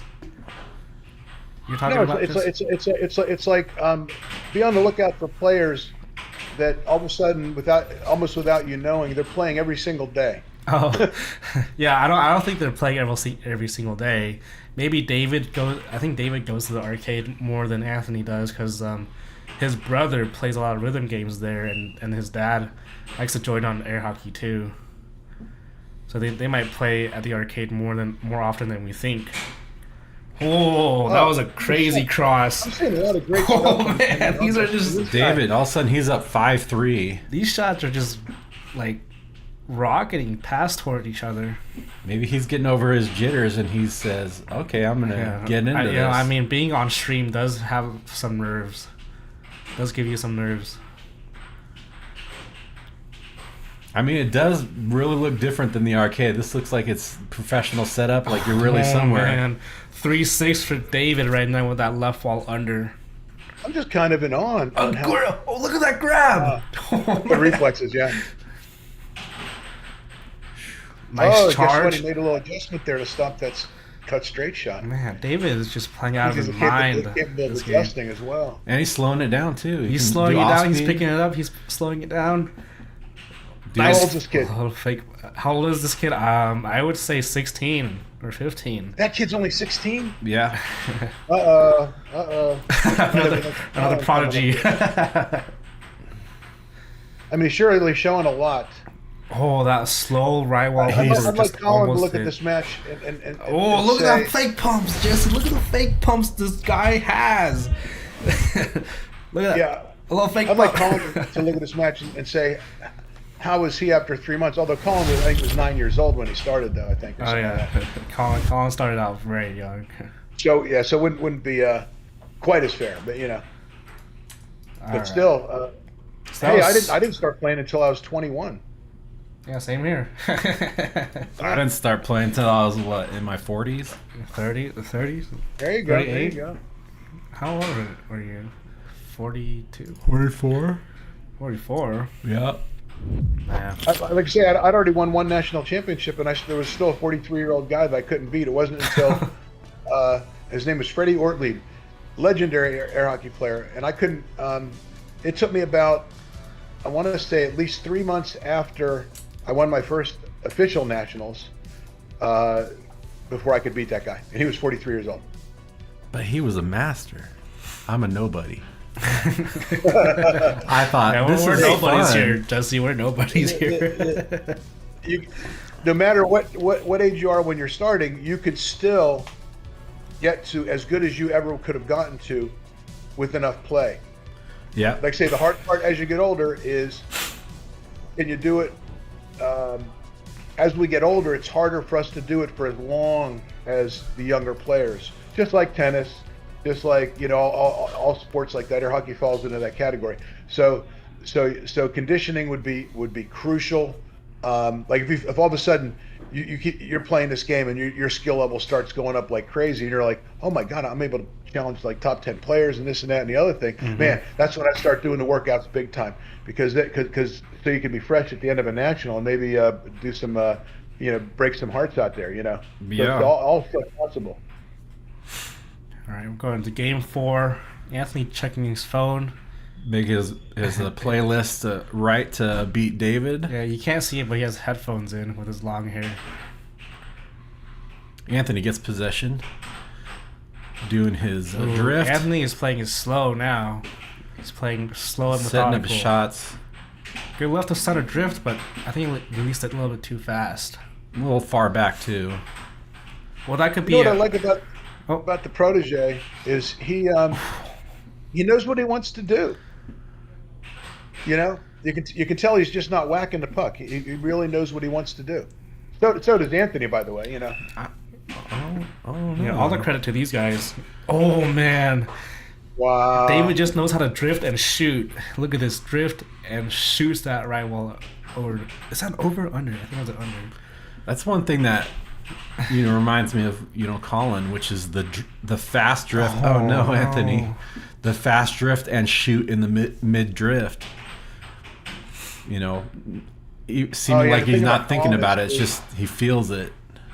He just lets his body take over. Shots off of those drifts, and they're not just. It's not like he's got like a strong shot and then the rest of the shots are weaker. He's got deadly shots, multiples off of those extremely fast. There's that drift again, but he releases it too early. That's just inexperience, I think. Once he gets those lines down, I think it's going to be extremely deadly. Yeah, I think similar we're similar to Josiah, Oh, talking about that, he just swore on himself, so I think he's just messing around. What? We'll see. Oh, the scores on himself again. That's the 3 months of experience. And then, well, I guess he wanted to give Anthony some points. He had 2 off-goal shots to the one side, And scored on himself, but then he came up and hit a shot to the other side of the goal, Yeah. whereas Anthony was trained to move to the right. That's called reflex training. Magnificent stuff. Is that on purpose, or is it just that's the way it went down? I think this kid sensed what was going on. I wonder. I'm curious to talk to him and see what he's thinking. What's inside his brain? Because it really looked like the off goals were off goals, and it makes sense that the scoring attack would be to the other side. Well, Nathan is sure a bit. made sense. Nathan is a big advocate for off goals, so he might have been taught what off goals are. I'm not, because when I was in training, they told me don't even shoot off goals until you're at least like 10 in the world. So I was like, okay. As long as your opponent's not snagging them, off goals can only help you. And well, they can only help you unless your style of play is a very fast, quick-moving style of play. No, Okay, it's not. even then you can use off goals, but off goals are great for players that want to slow down the other guy. Where did that come from? Yeah, where did that come from? Indeed, Came from up north. He man. just delayed that shot. It looks like I winter's love this coming guy's for release. Anthony. Yeah. Look at the way he holds the low top. He has 2 fingers on each side. I think Anthony's starting to sweat. That's why he has that hat on. And sweatshirt. Dude, this guy's defensive. Look at the stylish sweater that David's wearing playing air hockey. 6'3" for David right now. To even up the score. Timeout call. Who called it? Anthony. You can see on the top, or the arrow, it says timeout on One of those matches with Dubusan you were talking about, he did a timeout, I think at 6-3, and came back and beat me. Oh, yeah. I saw that. It was all on that broadcast, and it was crazy. Here we go. Anthony taking it slow. A little bit too slow. A moment of silence, and it will not be so for Anthony, who scores on himself. Final shot flub from Anthony. Oh man, you just hate to see that. And you smacks that, going no.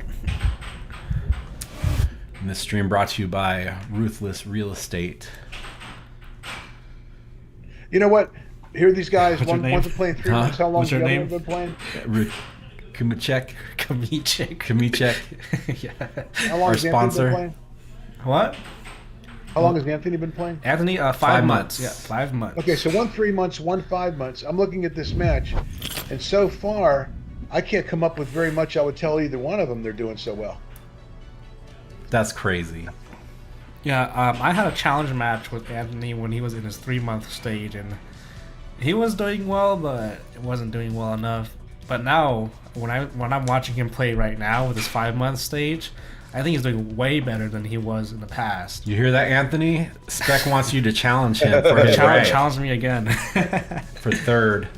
Third in Idaho. For third, you're number 3. Ooh. We have this other player, I think we already mentioned him, Moog, and he almost took me down in a weekly. His shots are strong, very accurate. He hits straights like none other player in Idaho, not even Nathan. And that's how he beat Nathan. He won a few games off Nathan from hitting his straight shots. He hits straights like I used to hit straights. Yeah. It's crazy. It's scary. It's just so accurate and so deceptive at the same time.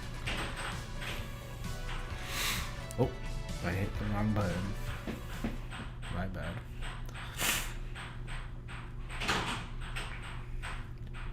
For those of you at home that thought this was going to be a 4-and-done game, man, you were wrong. Well, all 3 of you. Well, all 1 of you, I guess. Since 2 of you Okay, are now how old sitting is right Anthony? Anthony is 14? 14? 15? Say 14, 15. Anthony's only 14 years old? Yeah. I'm looking at a 14-year-old and 16-year-old playing air hockey like this. I can't even believe it. Yeah. Well, he doesn't even look like he's 14. No, I'm just talking about their quality of play. Oh, yeah. These young folks learn This is a nice over. like sponges. Look at that. He caught that puck. Hit right into his mount, and it didn't go back to the other guy. He caught it. Mm-hmm. That's a good sign. Those are kind of the signs you look at as like, wow, okay. There we go. Nice left wall under. And on the wrong side. Yep. I think David's feeling pretty good right now. He's got a It's still 1-1. He accidentally hit it twice. They're on keep the from wrong side. getting a letdown Oh, we're here. on the wrong side? Go tell him. Okay.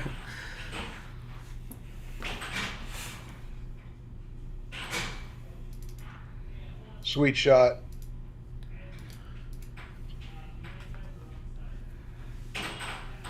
Well, it works out because 2-2, 2-2. It's perfect. Yep. Yeah, 2-2. Why are they switching sides? Oh, They were on the wrong They side. were on the wrong side. They were on the side they were before. Okay, they forgot to switch. Yeah. Okay. There we go. So Rifles one. took the opportunity that all the scores were even. Man, good David's catch, right whoever wall caught under that. is deadly against Anthony. Oh, he almost hits it in again. You know, for David here, I'm really with his release. Just from here, now I'd have to get on the other side of the thing, but Oh no, another Just own goal like- for Anthony. it looks like David's release is very tough to read. Yeah, I was playing with him earlier just to warm up, and he was giving me a tough time. I had to play fast, and he is not very suited for fast players. I think Anthony's. Oh man, that was a Nice big right wall over under. Usually on those shots that are scoring, he's getting caught coming out. You have to just time that, and I don't think these guys are looking at each other's mallets when they're shooting. They're just shooting The other score on himself. That's man. 2 on Anthony. If he hadn't scored on himself, the score would be 3-2. Oh. That's a sign of a new player when that happens a lot. Oh my God. Yeah. Well, these guys are new players. I'm in shock of the kind of quality I'm seeing here. I mean, this is Yeah, crazy. they're playing fast. They're playing strong. And there it is, the right wall under from David. Oh, man. David pulls it ahead to third game. Oh no. There. And the guy that's behind is 10th ranked in Idaho. Yep. That's unbelievable.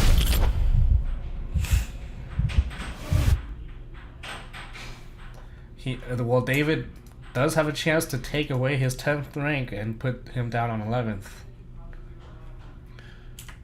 And David just came back 3 games in a row because he was down 2-0. Wow. Yeah, I mean, he does look confident, and he looks like he knows what he wants to do, and I absolutely love his delivery of the puck. I'm doing it again. In other words, what David's doing on offense is he's not hurrying what he's doing. He's just doing it at his pace. Yeah, which is something that's good.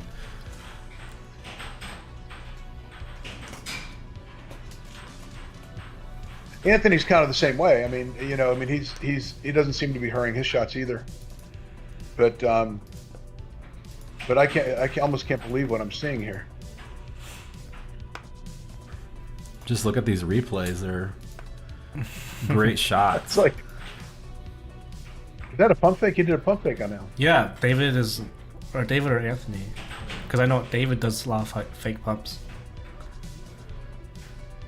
Even pump fakes.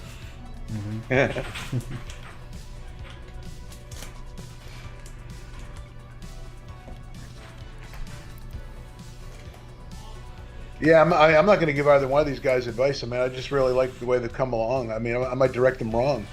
Really? Well, you can give him some seeds to grow on, and Well, I mean, the only thing I'd say really is that David, like say, when a lot of times he's not out fast enough. He's moving out when the shot's being done, and that's when he's getting scored on his banks.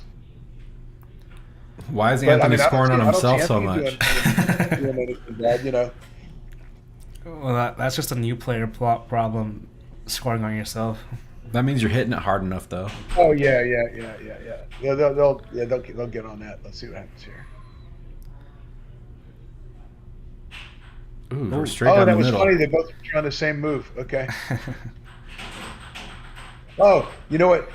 Okay, he is moving up and back. See him moving up and back, Yeah. Anthony? Generally not good. It's like Scott. You gotta tell him not to do that. Ooh, David doing some little trickery. Oh no. Again. Yes. Man. Anthony just needs to shrug that off. Oh, look, he did a serve. And air hockey players do not do serves. Do not do serves. Do you think serves are bad, Jesse? I mean, I think You mean serving? What do you mean by serve? A serving shot. yeah, like when you put on the table and then instantly hit it, like a left wall or a straight. Oh no, that can be real effective. I mean, there are people that built their careers on it. Mark Robbins was one. Gerber. Yeah, I so mean, it's not it's entirely bad. It's a good tactic to have people on like that are like relaxing after a point, and then you catch them off guard. I mean, if your shot's going to be accurate, Usually mine are, but Nathan it's just okay. blocks I mean, it. I wouldn't want someone. I don't think somebody's going to win the national championship with that as their primary thing. Oh yeah. But, well, it's just a nice little tactic to have in your pocket, just to yeah, throw I've got them no off. problem with people doing it. Because I've done it to Scott a number of times because he was like very off guard about it. I mean, I was known as a very, very slow, meticulous player, and I would do it. I had one where I would act like I'm wiping the sweat off my forehead, and then do a quick shot. Anthony with a nice cut shot. Waiting. That was a great tension building shot he had there.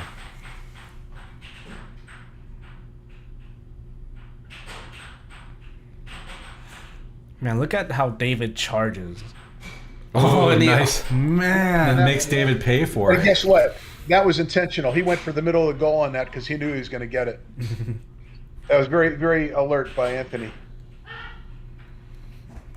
You can just hear Anthony scream. Oh no. Game point for Anthony. This is a good set. I like that. Okay. Even though he missed it. I what really was do a that? little dancing move. He's listening to his music. I guess he has a good Oh song. no. And 6-6. So we have a game point and set point here. Oh man, that was David G Oh wins my God, the that was the set. Look at that charge. Right down Off the the left wall Gerber. under. Unbelievable. He had the guts to do that at game point. I always do that at game point. And it, That was No, it's a my great fault. thing- it's a great thing I to hit do, the but you button got- twice, and it showed that David had 6 when it was really 5-6. Then it became 6-6, and then Anthony got the last point. So What? it's now 3-3. Oh, okay. Anthony won that one. David got the last shot down, man. He was at 4 points. And got a Oh. goal, and I hit the button, but it hit it twice, and so it went from 4 to 6 points. Right. Okay, so Or we've got whatever. another game this set. And then Okay, we got other So whatever it Anthony it's three games And to so 3. Then, so he was at, it was 5-6. Then David got one more point, but it was already at 6, so I just left it. But then it looked like he had gotten 7. Yeah. So Anthony won that. That was a 7-6. 7-6er. Well, thanks for letting us miss the final point, ref. Yeah, really. I think the final point was a Oh, it flood. was. Hey, here's a little stat for you. Notice that Anthony has won both 7-6 games. That's something you look at. Yeah. Sometimes it can be an indicator who plays the important points better. Not necessarily, and we've only had 2 like that, but just something to think about, you know. That's good. I'm terrible at those 7-6 games. They fall apart like silly putty. I think it's like the tension that players feel when they're on set 6-6, and whoever overcomes that tension can come out on top. Well, it kind of stinks because Off I goal usually play shots. non-Newtonian fluids then, because that tension makes Off them goal stronger. shots can be very good at 6-6 because it builds up possession time. It makes the other player under maximum pressure for a longer period of time during the course of a match. In a long match, that can really play a role. Even in a 4-7, that can play a role. All right, let's see here. Yeah, those are those are still things that I can learn. Hey, I just passed my 2-year mark, man. You just passed your 2 year. According to the app. You got plenty of improvement to go. Yeah. They're doing the 2 minutes. So Okay. it's the second. I teach a lot of pool players that are in like their 50s and 60s, Yeah. and it's amazing how much improvement they can still do, and they've been playing for 30 years. Oh, I'm not saying And that yet I they have get- learned everything. They I get better and better and have better. everything to learn. I think I am at same 2 years. So I started when you started, or you started before me actually. How is that I started before you and you're at 5th place in Idaho, and then I'm 3rd place in Idaho? Because Sam is 2nd, you should be 3rd at least. Yeah. Just wait, man. Just wait. I'm waiting. Okay. Maybe Matt Hanaguchi will take it. Maybe. So we have this rivalry between Matt, this guy, and then another Matt called Matt Taniguchi with 2 T's. His name has one tee and the other guy has two tees. So it's like a rivalry between which mat is better, the one tee mat or the two tee mat. I'll have to say, is it the common mat or the uncommon and rare version? Hey, do you guys ever, like, when you have nobody to play with, do you ever, like, go out and just put up a goal blocker and just hit the puck? Yeah, that's what I mainly do. I got a goal blocker at the arcade, but usually I have a sign that says, if you beat me, you get $100. So I just have random, God. I just have random people come up on the table and play me for $100 if they win. Ask him how many $100 he's lost. I only lost two times. $200 Oh my God! for random people. That is the price you pay to get good. Okay, Jesse, that is the price There you go. pay. Okay, I like that attitude. Yeah, I've lost $100. Well, because you don't even bet money. I have, and I've lost $0. I played in California all over the place. Was that $25? Yeah, but a lot of people. Well, I do it every 2 days, twice a week. Oh, that's great. That's great. Now you do qualify it. It's got to be a new player that's not played in tournaments, right? Right. Yeah. If it's a player that played in tournaments, I do best 2 out of 3. Sorry, Joe Kane. Sorry, no Joe dice. No dice. I think I'll see you coming from a mile away, dude. man. If I see Noah Wiseman come down and then try and take my $100, I'm gonna be so devastated. Oh man. Just like, oh, hey, Colin I heard a Cummings, whistle. what are you doing at the arcade? I was like, oh, I'm here to take your $100. What? I've never played before. Yeah. Who? All right, here we go. Game 7. Game this is 7. great. Now this is a very exciting game right here. We'll see the weekly tournament winner David Jean versus Anthony Spanberger.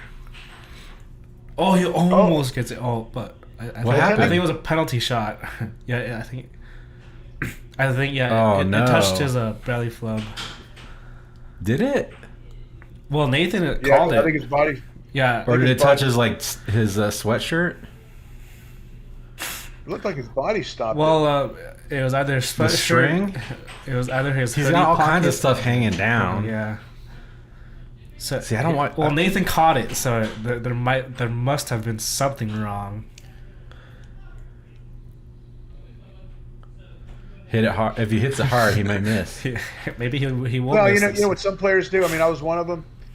I would just hit an off goal.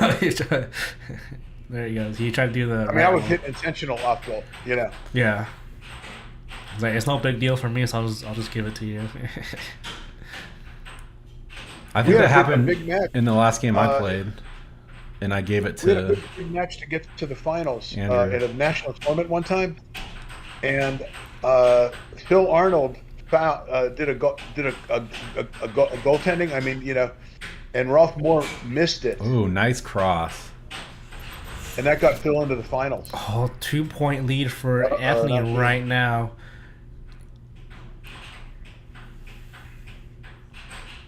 Oh, off the back of his mallet. It's not going good man. for David. David is this? just handing this win to him, but he isn't going down without a fight. I don't know. Is he falling apart or what's happening? I think he's charging too much because he saw the charge was successful. Anthony pointing to his table like, this is my puck. Maybe he got rattled because he missed the. It's possible. This is a lot of confidence here. I noticed when the younger players get rattled, their game just falls apart. This is an extreme amount of pressure. Game 7, while being streamed live on broadcast.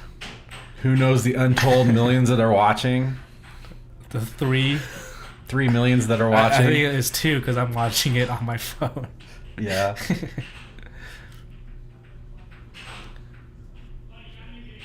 I mean, they're in the wall of text, so they might be scared from that. Good grab from Anthony. Oh, Right nice wall right over. wall.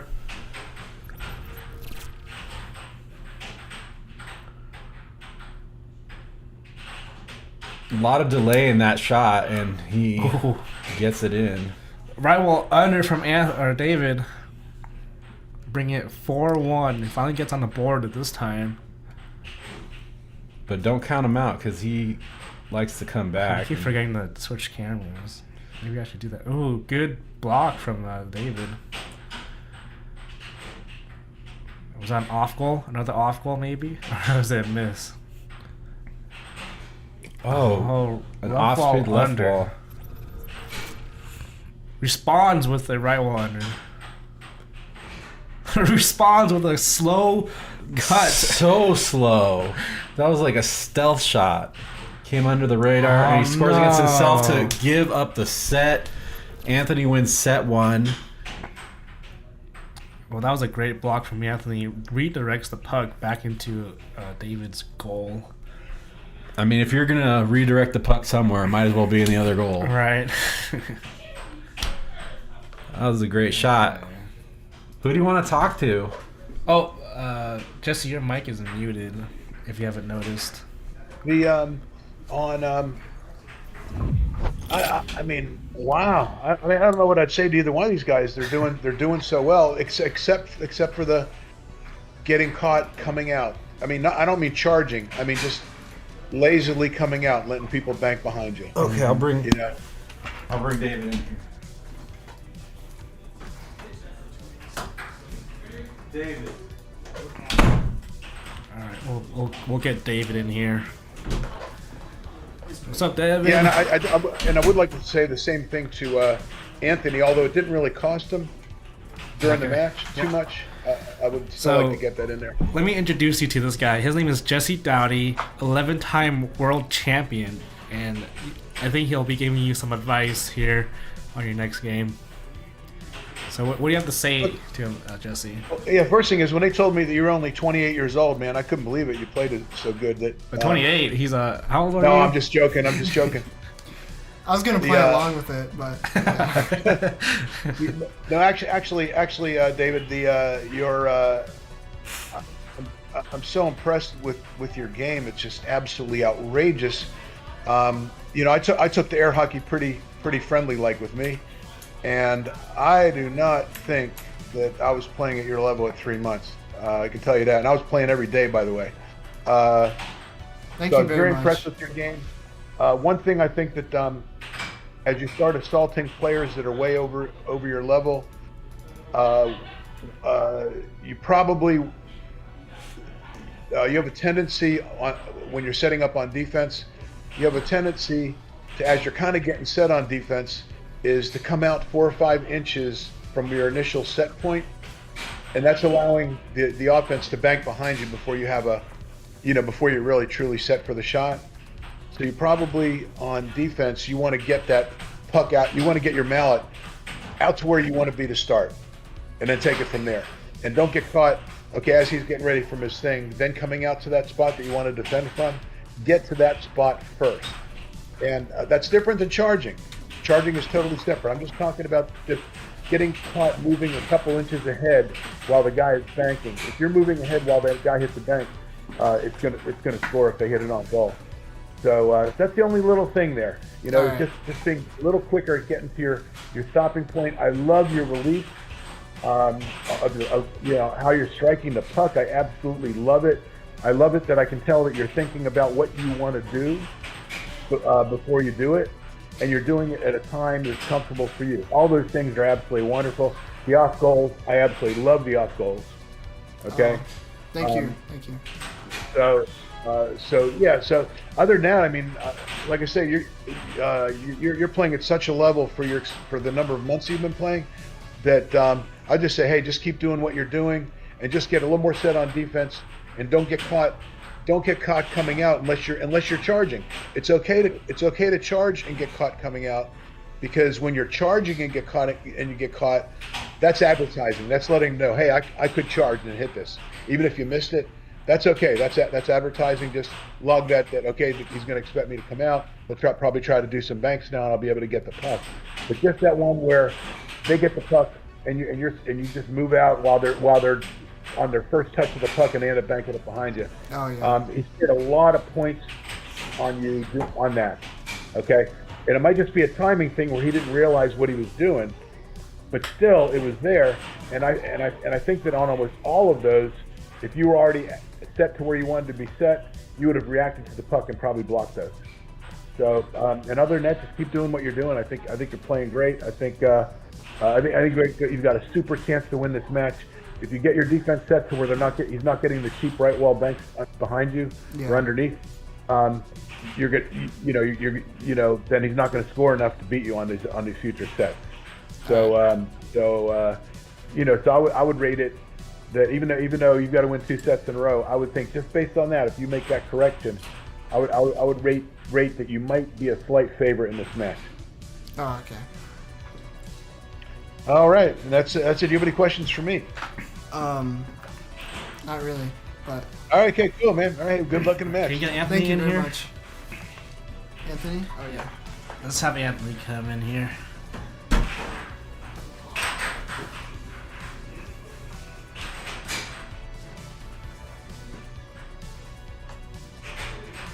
All right. As we wait.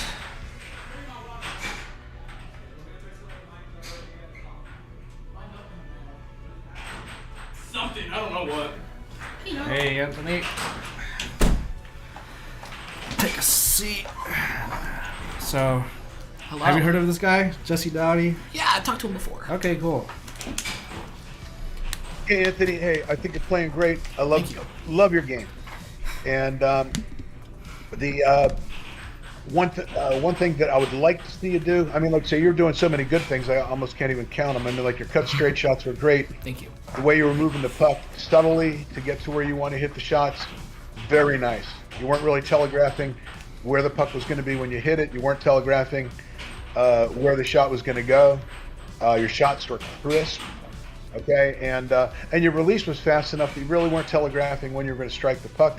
So right there, many of your shots, you took away the 3 big things that you have to take away from the defense. And I don't know if you think that out or if it's natural, but whatever it is, keep it up.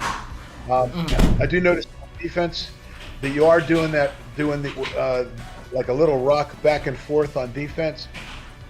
I think that's a defensive flaw in anyone who does it, because you can get caught coming out as someone hits a bank.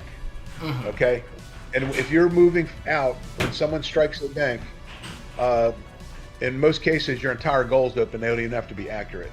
Yeah. I think you should probably get to the out position you want to be at, keep your wrist loose, and just play defense from there. Okay, before they have a chance to hit a right wall bank as you're moving out. And that's just a subtle thing. It didn't really cost you much in that set, but it's something that players will look for. And I think that'll bring your defense up to up to another level on that. But other than that, just do it the way you're doing. Now I noticed that when you're shooting shots on David, that a lot of times he was doing it kind of a different way. You'd get the puck, and he would be like a couple inches from the back rail, and then he would start moving out, and just as he's moving out, you would hit a right wall bank and get right behind him every time, or so it seemed. Now, did you know why those were scoring? Did you know he's going to be coming out as you're striking that shot? Because that if he's coming out when you strike that shot, that will score every time. A couple of times I was watching. You scored a bunch of them. I would do a small fake, and I would watch him jump out a little bit, and so I would go off that and see where he would go. So I just kind of tested my luck a few times. Okay, good. Okay, so well, yeah. See, when I was looking at it from the angle of his mallet, and I noticed that his mallet was coming out almost at the moment that I could hear the puck, if you will, if I could even hear the puck, and it was scoring behind him. So you don't want to get caught in the same thing against players where you're moving forward and back in a straight line, because not only can you get caught for any bank if you happen to be moving forward, both sides of the straight shot are open from anywhere if you happen to be moving back in a straight line in the middle. So you don't really basically want to be offset a little bit to the side that you expect the puck to be hit from, okay, and be out there. And you don't want to be moving the mallet much in that situation, and then you can react to the banks, but you've already got the straight shot stopped. That's the basic concept of it. He also tends to follow the puck, so a couple of these clips you can see, I would bring it over and he would kind of follow, so I'd go to the other side and just... Oh, there you go. Okay, great. That's great that you're seeing that. That's exactly correct. If he follows the puck, Yeah, you need to be misdirecting, like going to the opposite side. That's good stuff. That's good stuff. Okay, do you have any questions for me? No. So just kind of stop rocking a little bit and keep up what I'm doing. You should also Oh mask. yeah. You should Like I said, also, I think you're doing fine. And if you're able to, like, say, pump fake him and get him to react, or drift and get him to react, it's going to be hard for him to stop that during the course of this match. So you'll probably be okay. But I love your shots. They're crisp. That cut straight shot you got from anywhere you want to do it from is great. And I thought you mixed up the shots real well too, by the way. What were you saying? Oh, you should like mask your shots more. Because he was charging you so much, and he was getting you on charges. Yeah, you got me on a few of those. I was kind of mad. Hey, we should tell him Well, the if the three guy's charging you things. too much. If the guy's ever charging you too much, a pump fake will change that. Another thing you can do is you can set the puck as if you're going to hit it, and come up to the puck, and then just lightly tap the puck to a different place, and then they charge you to the wrong place. So that's another way you can do that too. All right, I think that's time. We're going to a second set. All right, good luck. Thank you. Good luck, Anthony. Thank you for the tips. My pleasure, my pleasure.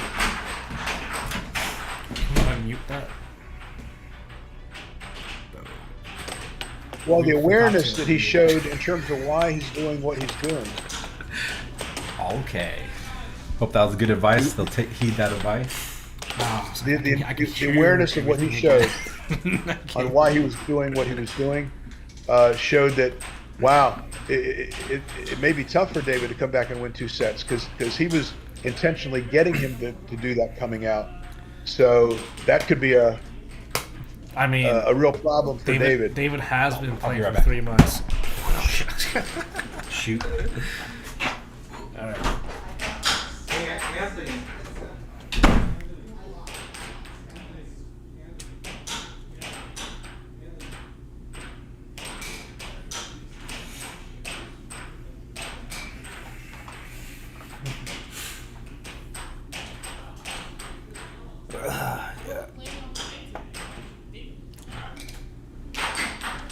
Here we go. And away we go. The second set face-off. Oh, Tim is going to be so mad at you. Tim Wiseman was having a real meltdown over line camera. The center line cam. He was like, Oh, "Oh, they I haven't been want able to to do see, it, huh? I want to see their body stances." And like, okay, we'll give that to you. A few games, and a few games we'll use the line camera. So, I love that line camera. oh yeah, you're not. He was like, "Oh, we got to see the strategic movements from their body language." And I'm like, I don't think any player notices that. Most of the who gets the possession or not. So, oh, nice shot indeed from Anthony saying that. Right while under from a drift. No.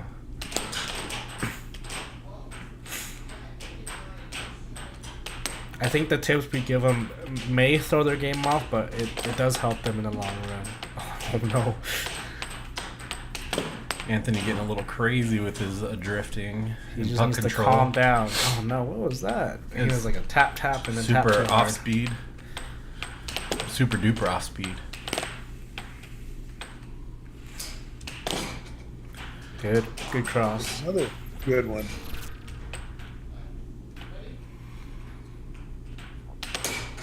Oh, Is that a right while over? it was an under.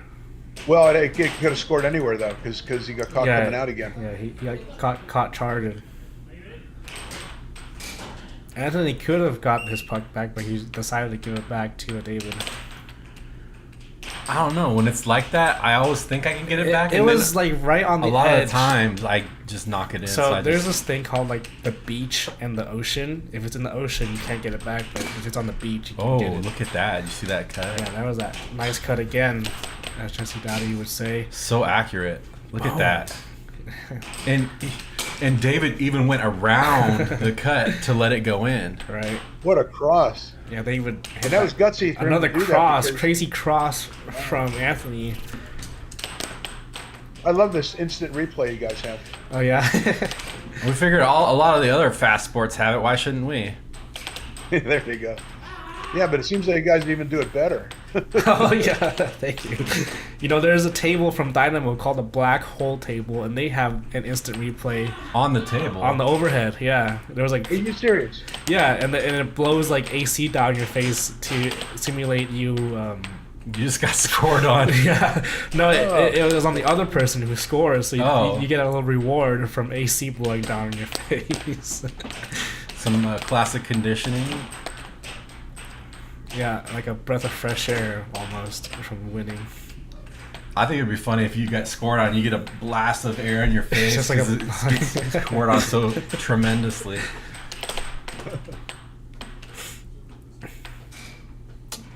David trying to find a way around. And he does by the cross. Beautiful. Slight drift, couple pump fakes, cross. How will Anthony respond? Notice that that David did not come out that time when he did the pump fake to get him to come out and back behind him. Yeah. So David definitely listened to what we talked about with him. I guess the puck is stuck, and that's the worst feeling ever. The opponent makes this crazy shot, and then you have to let it sink in for a second. Yep. David's shot was so strong, the puck got stuck, requiring. They may have to get the screwdriver. Yep. Oh, it's the drill. It's the drill this time. It's a little more serious.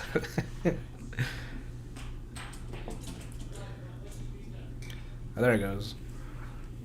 We don't have time for a screwdriver. It's electric all the way. Maybe we should make that counts as 2 points. Counts as 2 points. All right, back into the game. 5-3.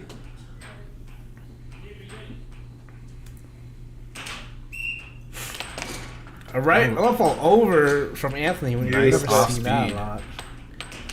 And he put a pump fake in there too, or 2 of them. He was like doing like mini pump fakes. We've got pump spaz. Yeah, mini. Oh my God, that's a great cross. I don't know where he found that, but I wow. think they're just discovering new moves as they go on. You know. I think you're right, and that was he had 3 of those this game. Look at this, left wall under. That was very close to the edge, but he could have made a cut or a left wall under there. Oh, I love that side-to-side drift. It's a classic. Oh, and it pays off. He does it again.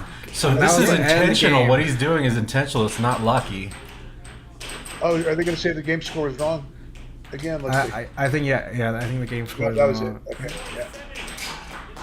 7-5. Okay. Okay. That was I guess it didn't register the point. That was a well-played game. So that fast drift, that dribbling drift that he has, is not a lucky hit and score. That's an actual timed and But it's deliberate. What you're saying. deliberate thing. Yeah, that's the word I was looking for. Deliberate. He called that. He called that shot. He did. He Look at said, that "I'm gonna cross. bank it off this wall, off this wall, off this wall, and pocket." Seems like David's cross is giving him a lot of goals this game around. I hear another cross. Yeah, you got at least 3 of them. This was a my wall under. that was a sweet over. That over. Why can't you do that over? What? That's like my bread and butter, Hit the dude. under. Wow. My overs is winning games. They're both hitting such good, accurate shots. Look at that. It's like crazy. It's like it's nothing to them. It's like, I think I I'm just gonna do this. Oh, okay, yeah. Boop. And it's not like either one of them really should be blocking a lot of these. They're just hit that good. They would score on anybody. Mm-hmm.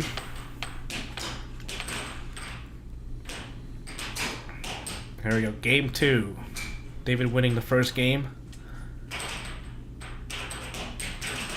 A little possession arrow. Made by Matt Taniguchi. You know, Matt Taniguchi makes a lot of our stuff. He made my goal blocker. Oh yeah, Oh, that's right. get it! puck. Oh, no! it could have stayed in. Yeah. Does not. Let's see, that goes over. Yep. Wait a minute. He just blocked it, right? Huh? That should be Dave's. I thought that should have been Dave's position on that. Well, David was the last one who shot it, and it flew off. Oh, it was. Oh, okay. I thought it was a shot off of Anthony. Nah. He's just trying to keep it on the table, and he couldn't.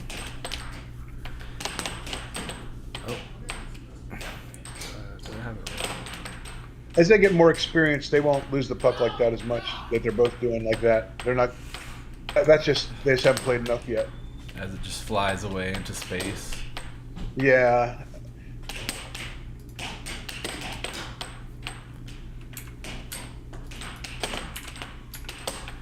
I thought that updates automatically. Not the bottom one. I wish it did. Oh, drifting towards him and he just sends it back from Russia with love. Got caught, setting his moving his defense forward at that strike. Oh, bad So, return from on that Anthony. one. Should have reset and then sent it back.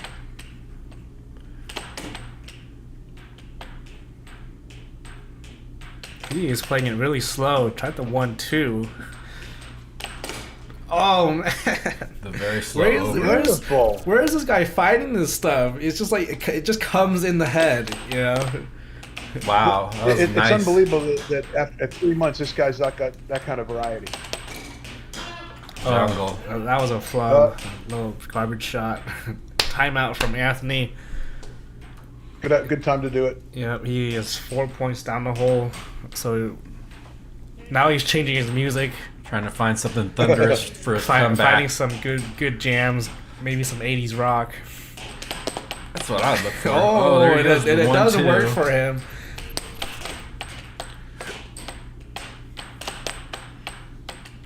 What would you do if you're pulled his playlist right now is all classical music? A little bit of Bach and a little bit of Debussy. And that's what his fight music was. No, I think he's playing music from Kill Bill 2. Okay. Ooh. Oh, some garbage of his own. More garbage shots. Got a game now. Yeah, a point's a point, you know. Take whatever point you can get. Oh, that was a nice. You can win championships on garbage. Well, at least the last point, anyways. Oh, that was open. Wow. Oh, you see David is attempting to hold his position. Yeah. And not get caught coming out. Oh. So he definitely is. Yeah. See that? Mm-hmm. Oh man, I love it that he was able to make that adjustment.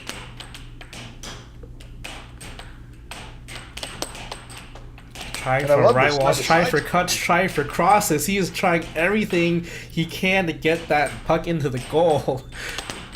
Oh no! Tried for an over and bounced back into his goal. But it went to his own goal instead. No. Come on, just slow it down a little bit, David. Just slow it down. Anthony messing with his hat again, almost gets scored on. You see that side-to-side drift he's using right there? Yeah. It's not a circle drift; it's a side-to-side drift. That's kind of the same thing. Like a speed bag drift. That's kind of the same thing Colin Cummings do. He just drifts side to side. Yeah, that is very, very hard to stop. Colin does like a lot of stuff though. He does diamond drift. He does side to variety. Side. Yeah. I think he just does whatever he wants. He does whatever he can. He's like, I think I'm gonna do this right now, and it materializes on the. It's like, oh yeah, absolutely. It's like in athletes, real life, you know, they will eat whatever they can to get a slight edge. Like they would have to eat dirt if it meant for them to win. That was a beautiful setup. Yeah. Oh my god. Awesome cut from David. Boom. Yeah, in other words, he did things on the left side of the opponent, and then boom, all of a sudden hits the cut. I like it. Oh, forehand! Trying his luck at the forehand. That was open. Oh yeah. That was open. That was a good get from Anthony. No one charges to the line to get that puck. Oh, good stop. I thought it was in, but it's not. So far, the difference in the set is that Anthony's not getting those cheap right wall unders on him because he's getting set earlier. Look at that speed back drift from David. I think Anthony's getting a little frustrated right now. Oh man! Oh, double bank! I can't believe bank. it. Man, Look at that. He goes close in the wall. Rolf Moore from Houston at a national one year. Tick, tick, boom. Double banks. Tries to go for a serve shot, misses. But it's game point for David. David might get this second game down in the bag. If he can get this puck. Oh, and he does. Blocked away. Let's get it from his perspective. Wide open goal. Oh, I was gonna say, he's gonna stay like that. Maybe he will taunt. Oh, look what Anthony did. He put out the wall. Oh yeah. He put the wall up. But that goes to David. David with an interesting stance. Okay, I like it. Oh, wow. Oh, he was slow. He was slow getting Final back to his shot. It was slow, and then he pops out with the fast shot. Boom! Just like Look at that. In He got to transition. play defense. Oh my god. That was a mental error there, obviously. But hey, kudos to David for immediately recognizing it and whacking it in. Man, I just don't know where he's coming up with this stuff. It's like, where is it coming from? There's no advanced players in his ear, right? Just that's what I'm saying. No, not just a year. I mean, he's come up with a repertoire of shots that is worthy of a couple of years at least, year and a half, 2 years at least. It's just that his imagination is incomprehensible to his skills.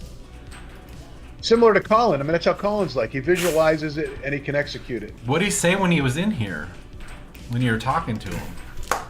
What's that? What did he say when he was in here when you were talking to him? Well, I kind of liked his offense, so we didn't really talk about his offense because I loved everything he was doing. We just talked about mainly the fact that when Anthony scored, he was scoring as David was moving his defense out, getting it set. So next time he comes in here, ask him where does he come up with this stuff. Oh, I don't know. I think he did. Well, I'll tell you what. One thing is it seemed like he had a pretty good understanding on why he was doing what he was doing. So that shows definitely a high thought process as far as air hockey is concerned. I've always said that every person has hopefully every person has a 200 IQ at something. His might be air hockey. 200 IQ.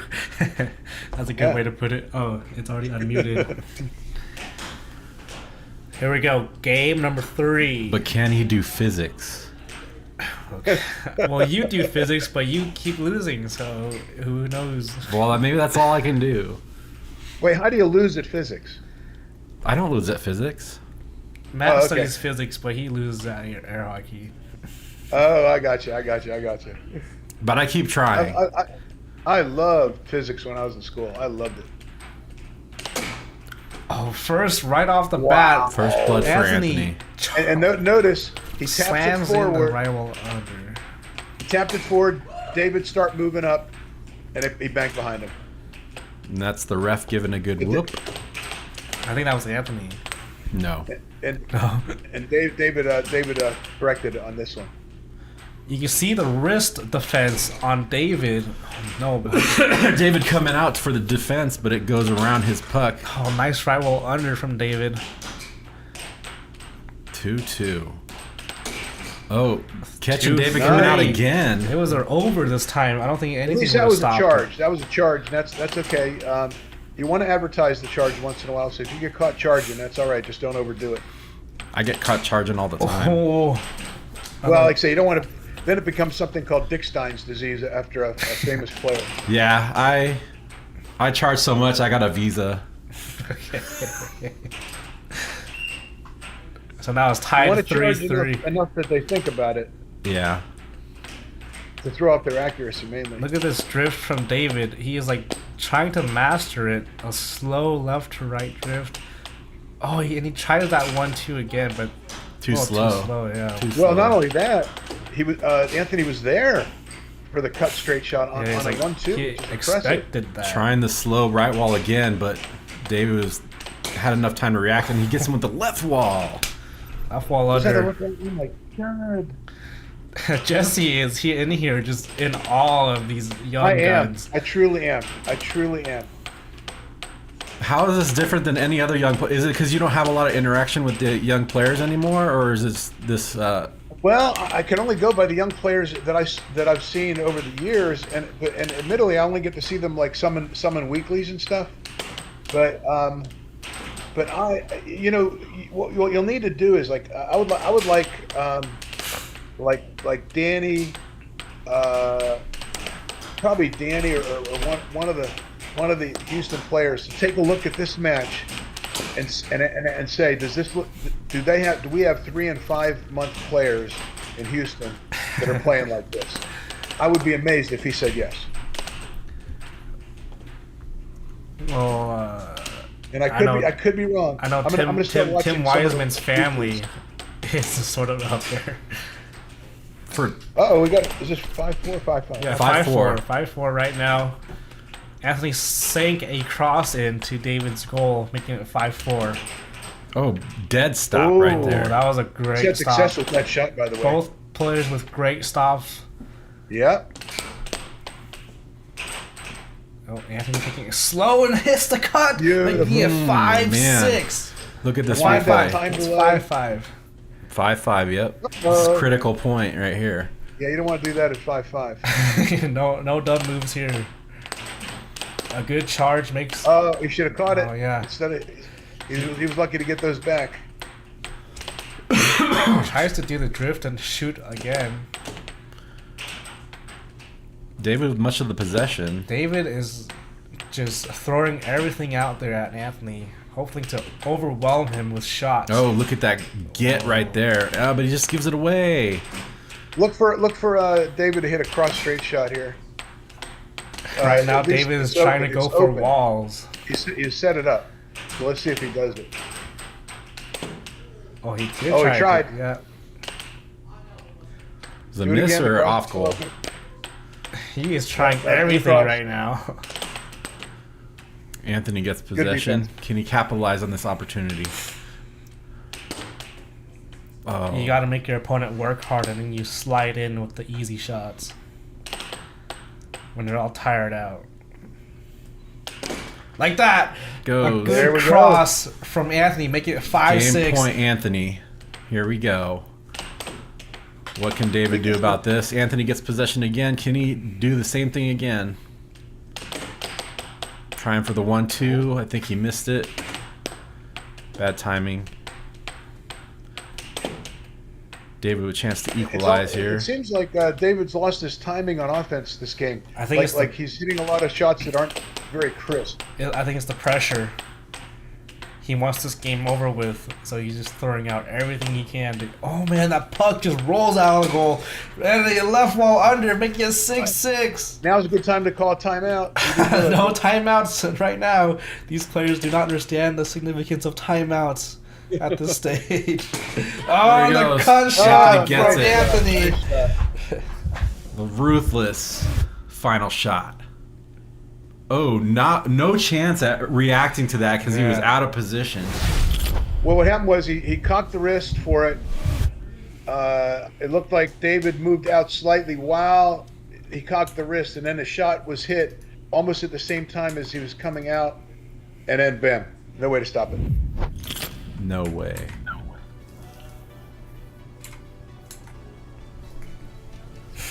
Man, that was an intense so we got game. two games to one.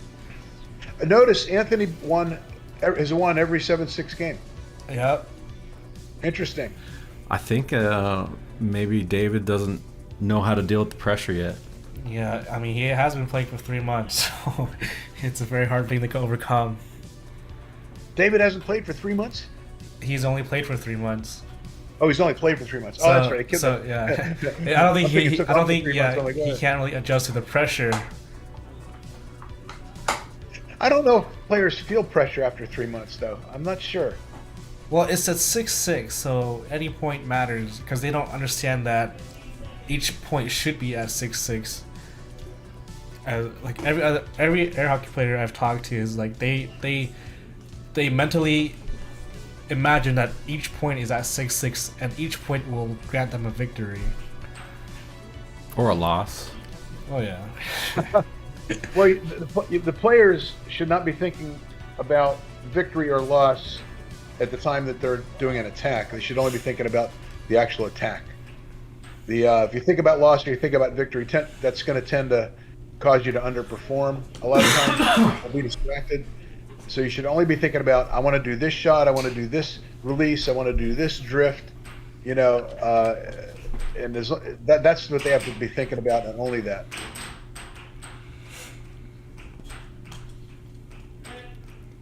Here we go. Game 4, set 2, and a penalty shot. What's it hitting on him? I couldn't see. It hit his stomach again, maybe, huh? Yeah, it's probably stomach or hoodie. Okay, good man. Good man. David is a good player. He did an off-goal shot in courtesy. I thought that was great. And he gets the. Now, some players will disagree with that, you guys, but that's how I always did it. Yeah, it's just a body thing you can't control. And a loss in mallet comes from Anthony. Whistled in by Nathan. Oh, that slips right under, but it comes right back out.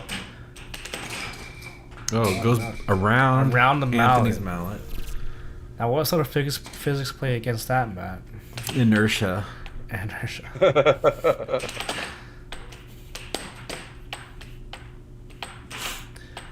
Yeah, the puck is an immovable object, or Newton's law. Yeah, what was that term? Unstoppable object versus immovable object. Unstoppable force versus immovable object. Yep. Not. Speaking of unstoppable, Anthony's defense is picked up, you guys. Yeah, I think he's starting to realize as this game goes, and then he's growing from that little seed he planted in his mind. So we are seeing live improvement. Oh, no. And as I was saying about live improvements, he does that. So yeah. Well, I guess I would hold off on the compliments for now.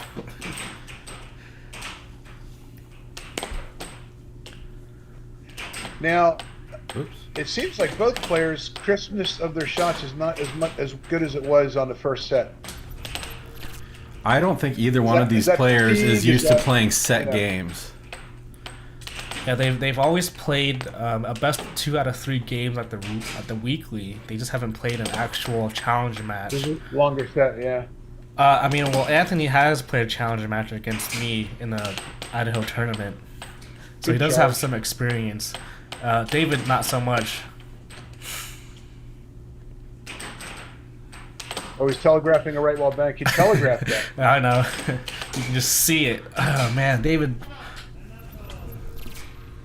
banks a right wall, and then Anthony calls a timeout for that. Good timeout. No, I think it is a good timeout because it takes away now. No fast serve can happen. Oh, look at that! Man. No fast serve can be taken, but David just sinks in a cut shot. Oh, I do not want to see these players doing forehands at their level, because that takes time to develop. Oh my gosh! Look at that final shot. Look at this. Maybe we can see it. Did he do that off a side to side? Yeah, he did a speed back drift, and it hits the left wall under. And some kind of a weird fake out. Oh man, that was side to side drift is so powerful because the guy, if you have a good repertoire, Nathan being a weirdo in too many places. Yeah. And David is now on the cusp of winning his own set. Now I want to pull up that last replay because that was just incredible what he just did. Let's see that one more time. So he speed back drifts it, and then hits a left wall. But look at right before he hits the shot, he does a little snake thing with his hand. Right before he hits the shot, he does this little wiggle with his hand, and then offers a little delay. Only that, it looked like the thing was going to continue going side to side, and then out of nowhere, a shot came. Yeah, look at Anthony's defense. He just stuck there, frozen in time. Froze, yeah. He still reacted to it, to his credit, but still, it was already too late. Yeah, man. Unless you're in position, it's already too late. I just want to know where this guy comes up with this stuff. It's just like, how and where and why. And why does it work? It was almost by his mallet by the time he had a chance to react. Yeah. That's why, once again, that's why air hockey, if the guy's out of position, usually he's not going to get there. All right. Wow. Enough. And he almost blocked that, by the way. He was so close. It's just a few milliseconds too late. That's all it takes. Yeah, that's all it takes. I want to know if Houston's got players of this caliber at 3 and 5 months. I really want to know. Well, you're in Houston, so you should go ask them. Well, I need to start watching some of. So usually, when I turn on the weeklies, it's players that I know that are older. Oh yeah. So I need to start looking at guys maybe like. Is it Nathan Cummings? He's like the youngest of the Cummings, right? I think so. Wow, scores right off the break.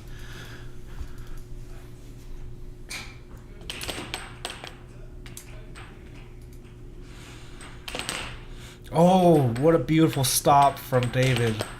Yeah, real good defense because it was a nice shot. There we go. Not stop there. That's a great shot.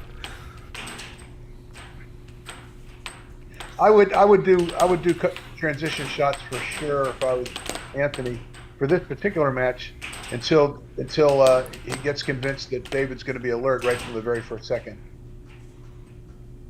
Or millisecond, I should say, right? I think Anthony's distracted with a lot of things He's right now. distracted by his hat. He's distracted by his hoodie. He's distracted by his music. I used to listen to music, but it was just too distracting to me. Yeah, I just want to hear the table and the puck. Well, I never even listened to music when I was playing.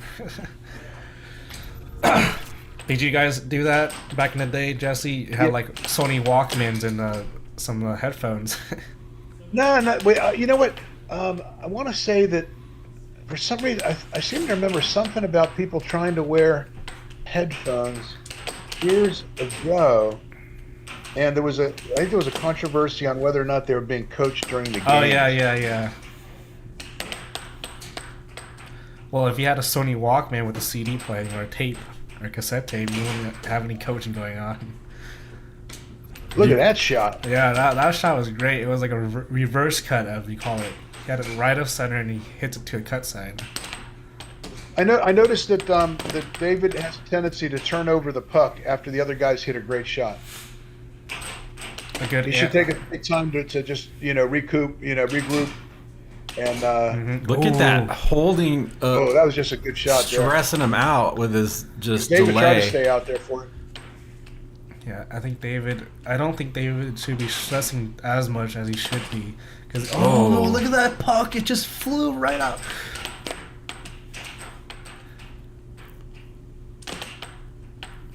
Oh, he missed the shot. I think he wanted to cross there and it was open. Yeah, I think he wanted to do a cut. But it was blocked. Anthony gets possession, It seems sets like up his Anthony's shot. intentionally guarding the cut. He's from there. holding that. Look at the delay he has on his shot right here. Has hit consecutive crosses this whole game. Nice block from Anthony. Again. Oh. Ay. I guess he found his natural shot. There he goes again. Oh, but he did a cross this time. Again! It is cross. Again, the right or left wall under. Was it? Yeah. He did it looked like cross. He did a left or right and then hit that left wall under twice. Lost a mallet from Anthony. Let's see if he can do his back and forth. Oh no, Screwing Anthony. himself. Can't blow himself up right now. He's doing good. He has a good chance. Anthony was just in the lead 5 seconds ago. Now it's 6-4. His game is crumbling to nothingness as he sits there and thinks about it. Be a good time for a timeout. Inch and bunches. Oh, that's the back of his mallet. Goes back in 6-5. Gets possession back. And 6-6. Set point, game point. It's the exact reverse of last set. David serves the puck. See, he gave away the puck again. Notice that David gives away the puck a lot. That was open. Yeah. That puck Anthony loses possession. A timeout would be good if he hasn't called one, just to get I don't think David knows how to do that. Here we go. David wins the set. That was awesome what he just did. That was world class. What we just saw there. Left or right drift. Smashes a right wall do you under. see how fast it is? Like a snake. He just like pops out a shot that just.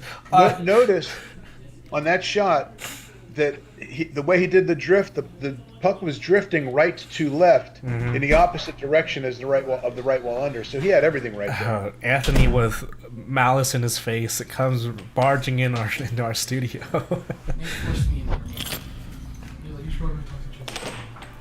Oh, just be a break. It's terrible. Great set. All right, Anthony. Hello. What happened? I don't know, bro. You don't know.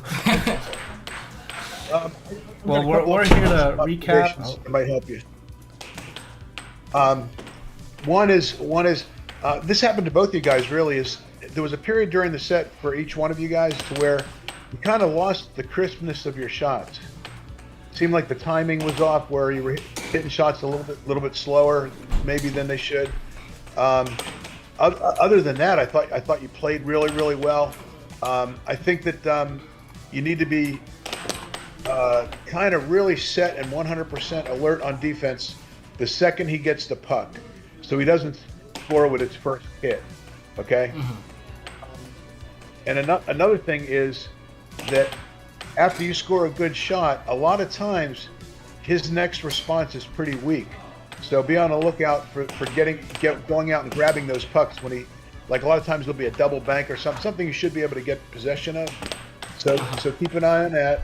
In the meantime, in terms of your shots, I still think you're hitting great shots. I think you could have used your sharp cut a little bit more. Yeah. On that one, on that set, because it's a really, really good shot. I don't think he's keen in on it. And on that cut straight shot that you have. As I recall, during the course of this set, sometimes you did it from a little bit to the right of the Dynamo logo, and I think those were scoring. You also scored when they were right in line with the cut straight shot. So I think anywhere in that range, you're probably looking pretty good to go. But take the time on your shot. No matter what time delay you have to do to get there, to make sure you're hitting those cuts. Especially the cuts, crisp. That you're hitting those crisp. Now another thing that's going to happen is he's very inclined to start charging on you when you're in the left quadrant. Okay, so if you go up into the left quadrant, and you can just do this on one shot, and you'll know if it's going to work. Just make sure you hit the shot accurately on goal.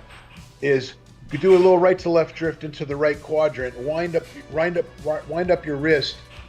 And don't pump fake on this particular shot. Wind up the wrist and just hold it. You've done that on some shots. And then just hit a nice smooth right wall bank. And I think what'll happen is he will come out and give you a shot. You may be able to get several of those in a row, or you may just want to use those on important points if it works. But he's definitely charging a little more than he should when you're hitting shots in that left quadrant. So be on the lookout for that. And that's how you beat it. You beat it just by doing a slow wind up and then follow, and you don't have to hurry the shot, by the way, because if he's coming out and he shot on goal, is going to score. You just sell him totally on the straight shot, do the long wind up, he's going to come out and you're just going to bank right behind him. I think that'll help you. And I think the main thing is just going through with some more cuts, doing more cuts. I think that's the shot that's really, really scoring for you. And what other shots are you hitting that you feel that you're scoring on him with? The left walls. Getting a lot of left walls. Yeah. I mean, if you're, he stopped one left wall under. I'd make him stop a couple of more before I went away from it, because the left wall under is a great shot to have as well.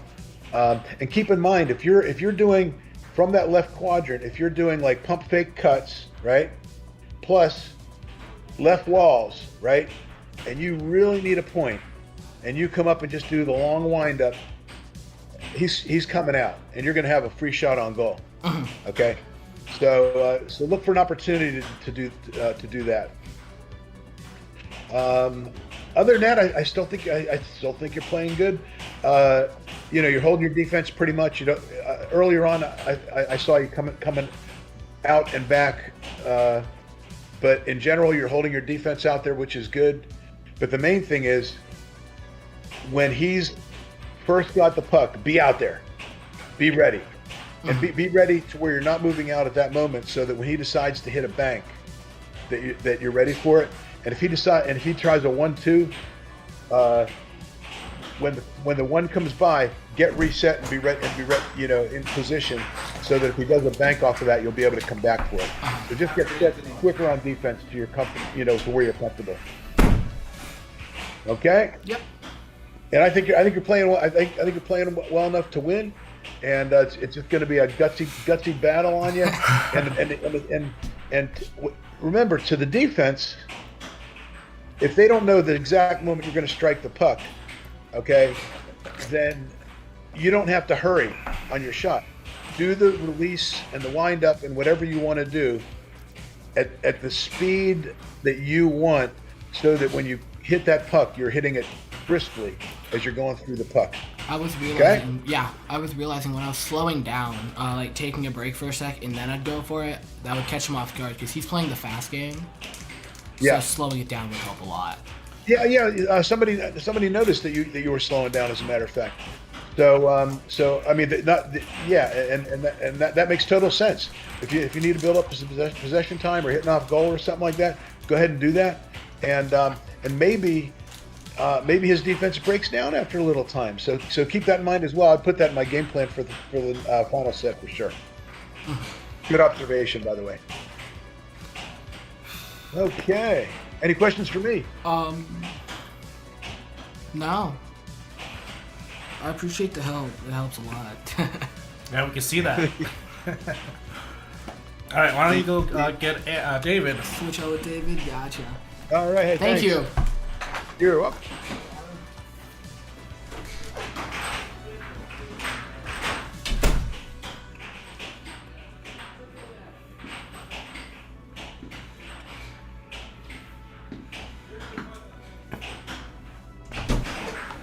I'm just looking at these replays. Oh, here comes David. Hello. Hi, David. Hello. Hi, David. How you doing? I'm doing great. How are you? Hey, so good. Thanks. Looks like you're in control of the match. It seems like that Anthony was weakest on defense.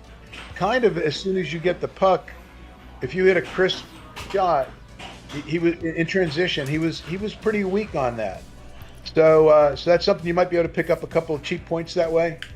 So I don't know if you were doing it instinctively or intentionally, but a lot of times we're picking up some quick points. One of the things to guard against is sometimes right after he scores, okay, you were grabbing the puck and kind of turning it over, like hitting a weak shot or something. In other words, not really being committed to what you wanted to do with that puck. Okay. Yeah. So after he scores, you can leave it you can leave it in the. You don't have to take it out right away. You can leave it down there for a few seconds, right? Think about what you want to do, get gathered, then get up and decide. Already having decided what you want to do, so that your first shot that you're hitting, once he has scored, and you've gotten possession, is crisp. Okay, because you went through some periods there where your shots weren't crisp, and then all of a sudden you would completely turn around and hit 3 crisp shots in a row and score every one of them. Okay, so focus on keeping your shots crisp, looking for those opportunities to hit in transition shots. In general, in transition shots are generally best to be straight shots than banks. Okay, because they're out of position, they're not ready to play defense yet. So a straight shot's going to be a little bit easier because they'll have less time to react. But other than that, I noticed that you put the wall out there and you put that defense out there and you were ready a lot more and you didn't get caught moving out. Getting caught charging is fine. Don't worry about that. That's okay.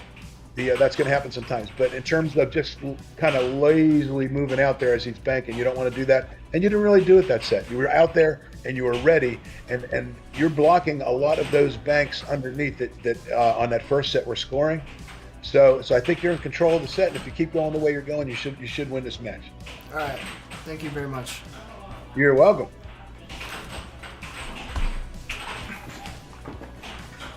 Good luck at David. So what are your thoughts coming into his next match, Jesse? Who's gonna take the win, Anthony or David? I'm gonna go with David. David? Okay. Yeah, I'm gonna go with David on this. It's a real close call, but I'm gonna go with David. Unless it's a 7-6 game. Well, David did win his first 7-6 game on the last game, so. Oh, he did. Oh, that's right. Yeah. Oh, excellent. Okay. Okay, good. Okay, good. Okay, so he's got that monkey off his back. Okay. So yeah, I'm thinking David, but we'll see. I mean, it all depends on who's going to hit the crisper shots, who's going to play at the pace that they want, who's going to be more alert in transition is going to be a big one. Who's going to be more alert in transition, and can David keep from hitting weak shots right after being scored on? I think that's going to be a theme here too. All right. Okay. This is for the whole enchilada. Just do some. Really appreciate you guys having me tonight, and No, we appreciate you, Jesse. You're like a fountain of knowledge. A treasure trove. thanks.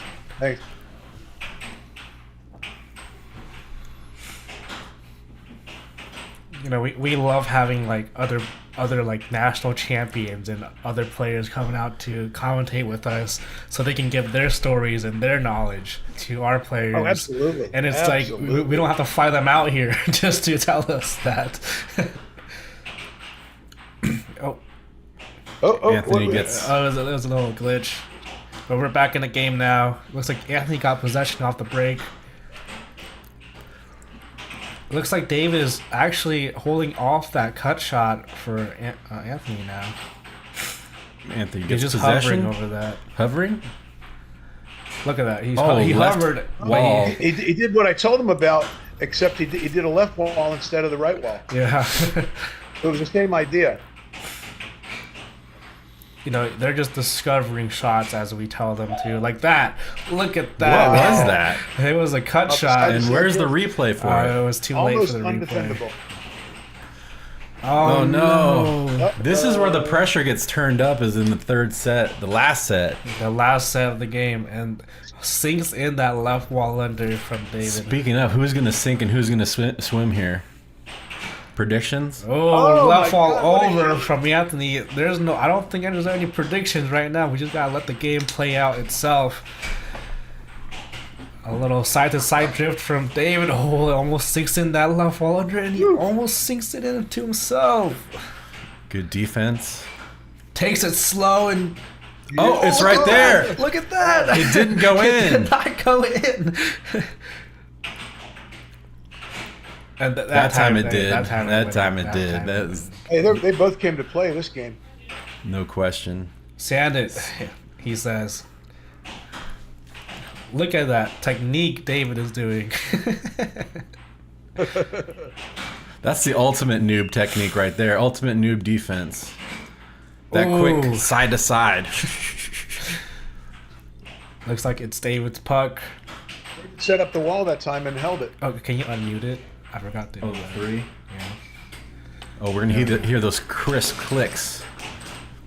Sinks in that Wow. cut. That puck almost came back out.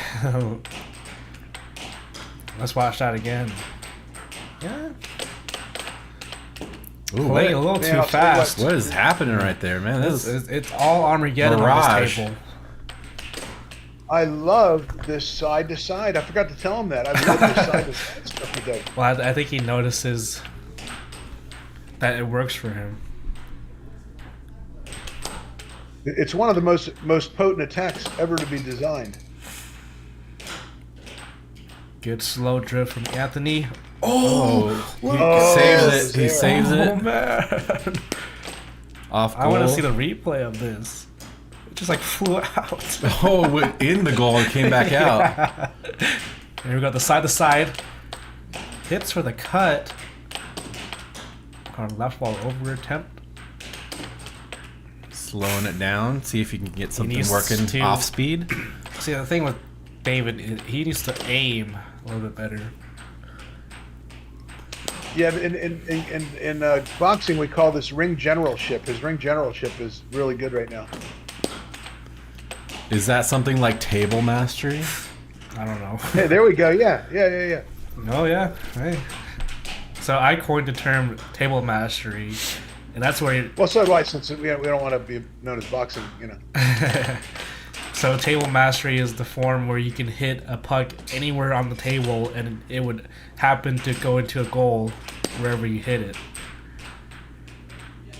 So it doesn't matter if you go left to center; it could be right to center, or slightly more up or down, or all over the place. As opposed to mastering shots, being master of the table. The so table mastery doesn't include it just how good the player is controlling the puck, the movement of the puck. Oh no, it's just where you can directly shoot the puck and have it land into the goal at any point in time. So okay. You can have it. Oh man! Like say you have an angle on the goal from bottom right. 4-5. Oh, look at this. Oh, 5-5. Yeah. He gave it away on an important point again. Oh yeah. Notice that when he gets scored on is when he's at weakest. Oh, strong right wall. Caught David going out again. And the cross makes it to 6-6. Game point. Please call timeout. Oh, he's sanding it. Sand it. So might as well be a timeout. Technically a timeout.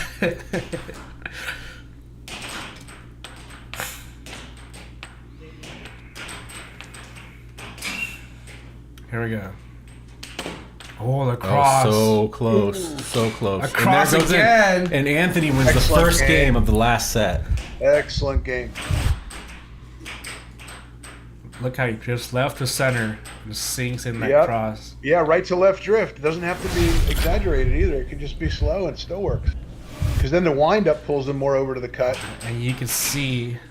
Oh, let me do the game-winning point here.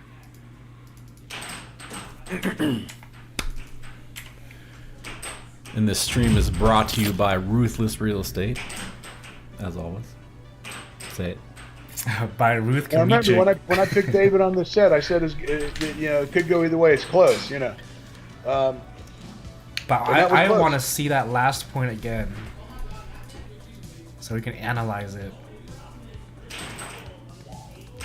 Let's see what. Yeah, well, watch. Slow. Watch. That skipped some frames. Did you see how fast it was? Yeah.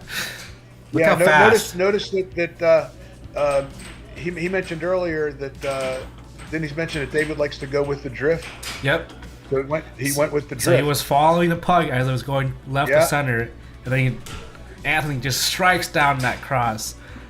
See, he was moving his defense the whole time instead of presenting the wall. He's got that little tap at the very end. Boom.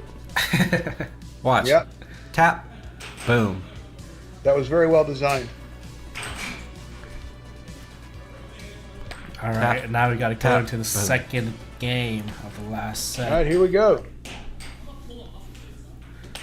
I think I heard Anthony say he's gonna pull a muscle or something. We've seen that happen a number of times. That's strange for a teenager to say, though.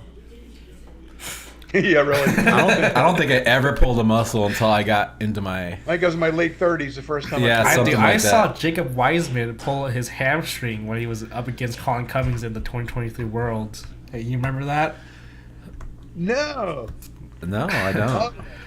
He was like clutching his hamstring in the middle of the game, and he had to call a timeout. Maybe it was a ruse. I don't know. He was pretty tired. He had like tape all over his hand and wrist. He was man, when you play at that level, anything could happen. It's just different, I guess. Anything could happen. I used to swim at a pretty high level and got tired. Different kind of tired than exhaustion. Than this, yeah. What happened? I think Anthony's sweating all over the table. Maybe he spit. You can I hear the squeaking of the table. You don't want to hear that. Hey guys, notice on that last game that David, again after being scored, one is when he scored on himself. Oh, we see David's dad coming into after being scored on. We saw David's dad coming into frame. Yep. If you don't win this, you're not going to eat for this week. Funny enough, David's dad does play air hockey too, and he's very invested into it. Yeah, he's pretty decent. And he's pretty up there in age too. I think he's like 50 or something. Yeah, I think it's about right. Wait, who's 50? David's dad. Oh, okay. Oh, nice shot. Big supporter of Idaho air hockey. Yeah, you guys met him first. I met him like a week ago or something. Oh, look at that weak shot. He needs to be crisp on his shots. Yeah, you can see on his face he realized that was a bad shot and he should not do that again. I love the side-to-side drift that he's using now. Anthony is just stopping the puck right in its place and then shooting it. He does Look at that. Quick Chris stops, and that's what's going to win him this match. Is that Yeah. defense? Yep. Look at that slow Notice tap. he got another point in transition. Yeah.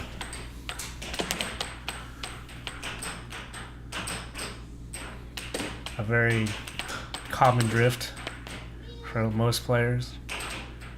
Left to center. He telegraphed that shot. Yeah, his body movements told it all. Yeah. And his wrist and everything, yeah. I was almost going in too. David is watching out for that cross. Yeah, but sometimes you just can't resist following that puck to where you shouldn't be following it. This is for 10th in Idaho. And it could put David on the board and could have bragging rights. Oh, I'm 10th in Idaho. What are you at? 0? Is that what you tell all your groupies No. about your third? Whenever someone says, I'm like, questions that if I'm a pro, and I say, yeah, I'm 3rd in Idaho, and they're like, 3rd? You get like all surprised. Oh no! Oh no! I tell people about my world rank. Yeah, Well, not so much anymore, but when I got 69. Yeah. Shout out to North Carolina. I Mr. was- 69 in the house. I think I'm 69 right now, or 68, I think. Oh, that doesn't mean nothing. There's a title for Mr. 69. Okay. Given to me by people from North Carolina. Yeah, they looked at my rank too, and Timothy Young came out in the woodworks and said, "Oh, you're ranked 69 now because like 2 people dropped out." So I think people are gonna start challenging you for rank 69 in the world. I'm like, I don't think so. There's not many players in Idaho that you think. Yeah. Or that some that could beat me for it. If I had known, I would have probably come out of the woodwork. Look how Anthony's presenting the wall. Yeah, He's not Anthony, moving up and back. or maybe he's just frozen. Frozen. Maybe he was frozen. Yeah. Well, he presented the wall and he made him bank it. He needs to just be a little more alert on those. Oh. I think that one he would have the speed. Oh, to look get at David's defense just hugging his goal. Oh, off the back of his medal that's again. true. That have gone off the I back of his saw that mouth, by too. the We way, in saw this game. that. Timeout. Oh, Two of them. That's a interference timeout. Referee timeout. Here we go. Side to side drift. I don't think he's accurate with those anymore. Maybe he was just. Oh, nice. scores against That's a himself. three. 5-5. Wow, he's got 3 unfortunate scores on this one. 5-5 again. And loses possession. Now Gets that cross. Wow. Anthony That's brings it to game point. 6-6 again. Timeout. Historically, Anthony has won Faye every is gonna- 6-6. is gonna keep it. Get the wall out there, Oh, kid. you got him. Left all over. You got him charging. Yeah. Final Shot Ruthless. Replay brought to you by Ruth Kmichek by Ruthless Real Estate. Sponsored during by. the match, Powered I told him about. Powered by. I mean, Ruthless in Real between Estate. sets, I told him about doing a slow drift wind up, and I was talking about a right wall bank, but he's doing the left wall off it, but it's the same thing. It'll get him to charge, and that's exactly what happened. He drew the charge. That was great. Yep. Wow. That was an unfortunate game for David because he had two bounce off. He scored on himself on one, and he had 2 bounce off the back of the rail into his mallet and in. Let's watch that. So that's 2 games. Let's watch that replay again. Is that 2 games 0 or 1? 2-0. Yeah, 2-0. Look at 2-0. this guy's setup. Hits their left wall over, taps it just slightly left. Yeah, but the really center. left wall anywhere. Look, the whole idea was The to draw get the charge, yeah. Yeah, I Yeah, think the whole David idea- was yeah. a little too gutsy for that charge. See, I get caught like that all the time, charging. By me.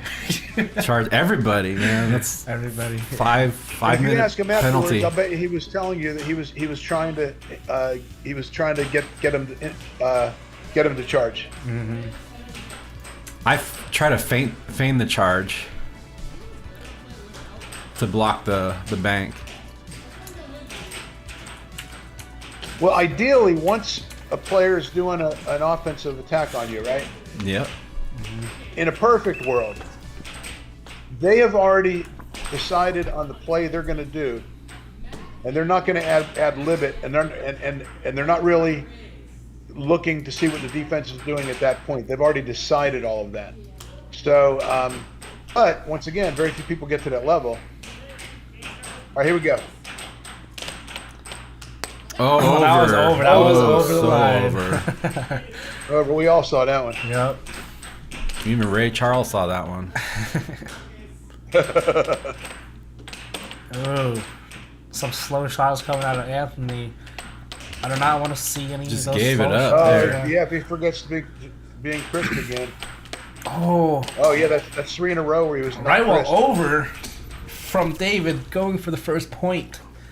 That was a forehand. Was that a forehand? No, it was a backhand. Okay, wow. There, hit that one sharper. Hit that one sharp. Okay, I think he recognized that he was not hitting crisp. No, side to side drift now. I think he's just going for it. Yeah. Oh man. Oh, Trying for his cross. Oh, he gets in his own goal. Drifts right into his own goal.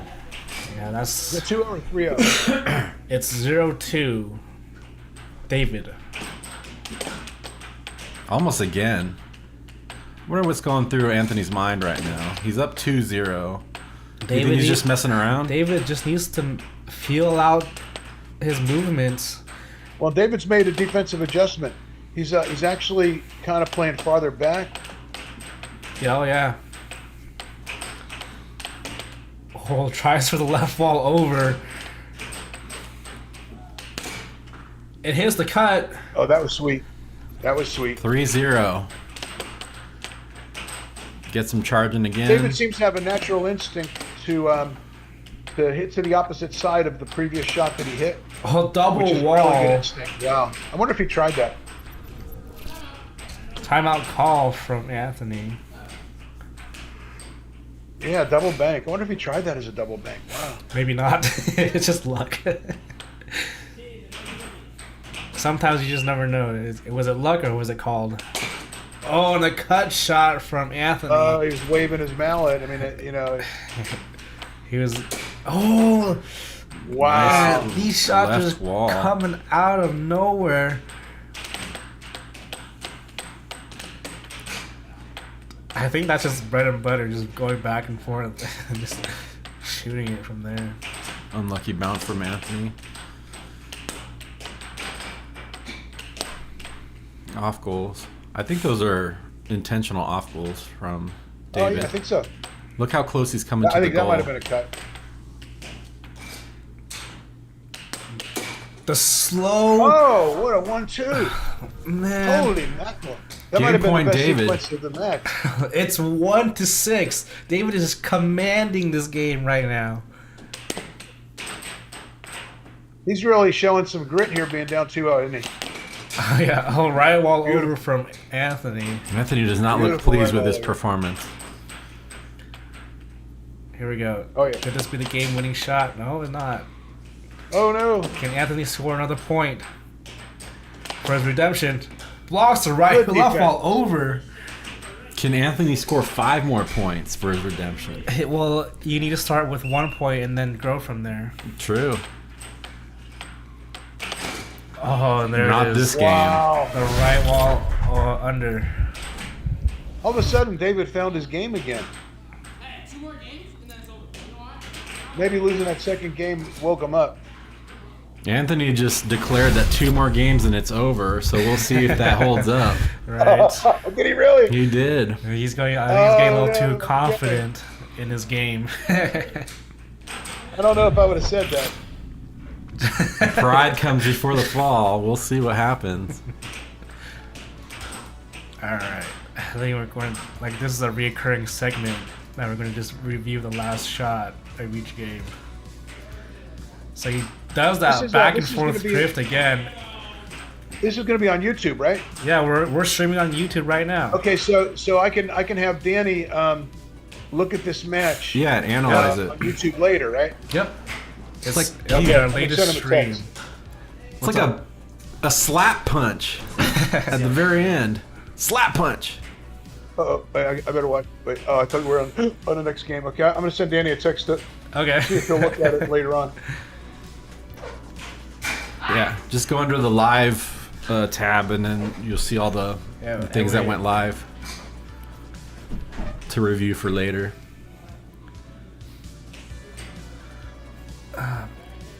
These games have been the most intense ones after the finals of the tournament. I think they're ready. I know, I'm just setting up more replays just to get them in our clips. It was 7-2 and Hey Spec, I think they're ready. I think I need a better computer since this is laggy. What do you need? Not much. Better what? We're CPU? fine. We're fine. GPU? What needs to be better?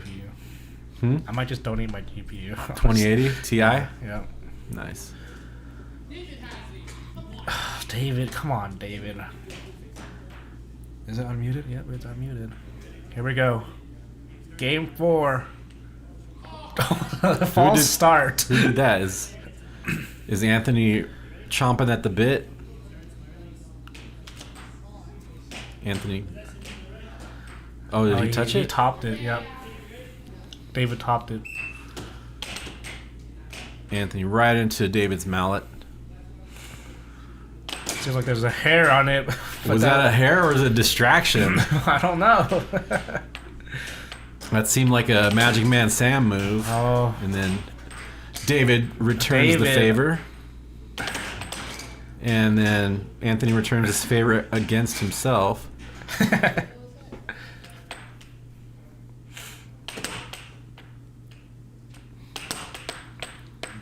Anthony hitting it harder than he was last game. That could be a double-edged sword.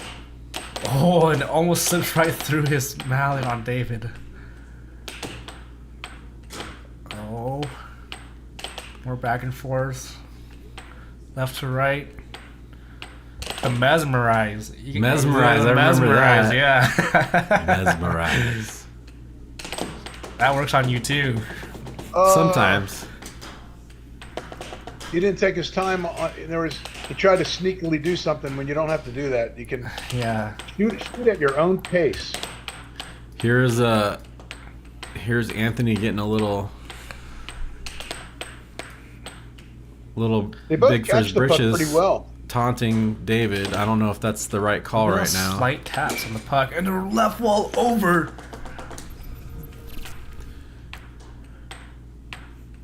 Here we go. Left to right drift. It goes for the. That was a cut, I think. A good stop. Wow, that was a good stop. Right wall over. Oh my goodness. Back of the mallet. Anthony is just hitting overs right now. He is exuding a lot of confidence right now, and I wonder if that's messing with David's mind. David's kind of forgotten why his shots were scoring. Well, he's now just kind of like putting the puck somewhere and just hitting it instead of why is it going there? I think that comes with experience at this point. He's just trying to do what used to work. So the left to right drift and then hitting it used to work, but now it's not. So he has to figure out why it's not doing that. If this game is close, I'm looking for Anthony to try to sucker him into the charging slow again. cross. This might be a good time to do it. See if you can sucker him into charging one time. But I think David is a little bit more reserved now for charging. He pulls his mallet back instead of charging now. I don't think David's going to charge again. He learned his first mistake after losing a game. But since David's going all the way back to his goal, it's probably a really good time to start bombing the straights. Oh, yeah. You're right. Good left wall under from David. And David takes the lead. 5-4. I'll tell you what, this is going to be a hell of a set if he wins this game. Well, he has 2 more points to prove it. Lots of missed opportunities here. His last shots weren't very crisp. He was just This bordering is a that very sense. psychological point for David if he gets this 6. I like it that Anthony is putting that wall out there saying, come on, back around me. 5-5. Great That shot. cross brings it to Nathan 5-5. giving a glance over to his dad. Maybe for some moral support. I don't know. It's like, come on, Oh, son. that was a weak shot. He needs to find his groove again. Another Yep. cross from Anthony, but does not make it in. The left to right drift from David. Anthony seems to be like he's rushing now. I think they're both rushing. Oh, slow left wall over. Wow. Gutsy shot to take an extra. Oh, David, 2 shots in a row. Oh, no. You know, David's got a tendency to just score in flurries like that. Like, bam, bam. Yep, and David ties up the sets. Once you get it, 2-2. once David gets on a roll, you just can't stop him. He is an unstoppable force. 7-6, 7-6. Man, these games Okay, so have been David going gets a 7. second It was a 7-6 game, right? 7-5. 7-5. It was a 7-5 game. Oh, 7-5? Okay. Oh, yeah, 7-5. It very may well be a 7-6 from how they played. It seemed pretty evenly matched. Yeah, very even. But there's a two month difference between them. Isn't that crazy? They're very even, but David's only been playing for 2 months less. Well, I wonder who's played.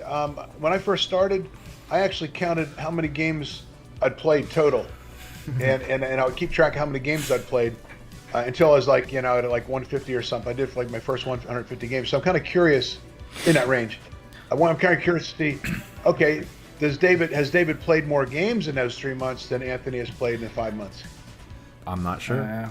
Well, that could play a role. Oh yeah, when I do my challenge for $100, I have this physical ticker with me. So whenever I play a game, I just tick it up, and I'm at like Nice. 555 games right now. Oh, good. Okay. And keep in mind, most of the national champions were at now are probably like 5,000 or more. Yeah, they have 10,000 hours clocked in. Yeah, wow. In terms of hours, yeah, not games, but hours. Yeah, hours. I said Let's I have divide at that least, by 6. They at might least have 3 hours. Games in the 20,000s or maybe 100,000s. Well, yeah, if your average games took 25 minutes, right? Or 5 minutes, I mean, that'd be 2,500 minutes you played already. So that's getting up there. Mm-hmm. Here we go. Game number 5 in this last set. The whole arena is quiet right now as they anticipate who will win. All eyes on Anthony and David. All eyes on David. Oh, that almost hit the camera. Did Must hit his hand. Good sportsmanship. Here we go. David gets possession. What will his first shot be? What does it keep hitting? Does it keep hitting his hand? Does it keep topping? What keeps I don't know. I think Dave was like lifting up his mallet before the face off.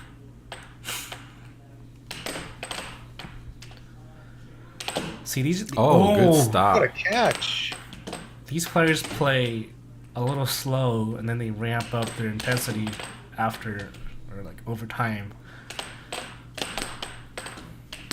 So it's gonna be a slow start.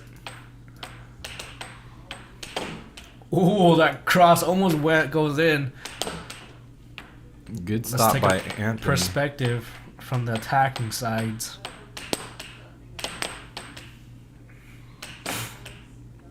I heard Scott Arnold has been challenged by Omug. He has. Danny feels, by the way, that there are some new blood. There's some new blood here in Houston that might be able to compete with these guys. Are they a few years younger than them? Well, I sold him 3 months and 5 months, and he says that there's some first new point players. goes to David with the right wall under. So I guess what we got to do is maybe we should have a matchup with people of comparable skill, like 3 and 5 months against 3 and 5 months. That'd be great. Oh yeah. Yeah. From the different only cities. Issue is the logistics with minors is difficult always.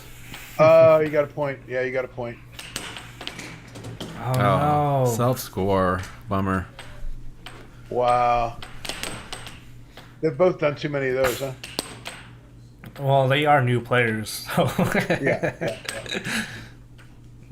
can't expect much from them. And this is already exceeding our expectations. David playing it slow. It's way slow and loses puck, but he gets it back. It's okay. It's all good. If he did a fake pump there, I think he might have went in. Oh, and talking about going in, right wall under.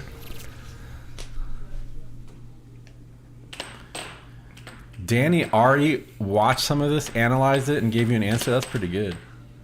Well, I don't think so, and I'll bring that up with him a little bit differently. Yeah, I'm gonna ask him about that. Maybe he is already watching the stream because he always likes to watch our streams. Oh, did that hit the TV out there? No, it went. Yeah, Down the hall. I heard it hit something. Oh no! Another self score for David. These are very important points that you do not want to be giving up. Oh no! David's just scoring all the goals. Then he comes back, yeah, like that. Is that crazy or what? So What are this you is David's doing? 7th goal or something. Anthony got a little frustrated there. Oh, Yeah. that frustration goes even further beyond. But he sees that cut back into David's goal. Oh, no! Right wall under. The guy scores in bunches. I don't know what the deal is.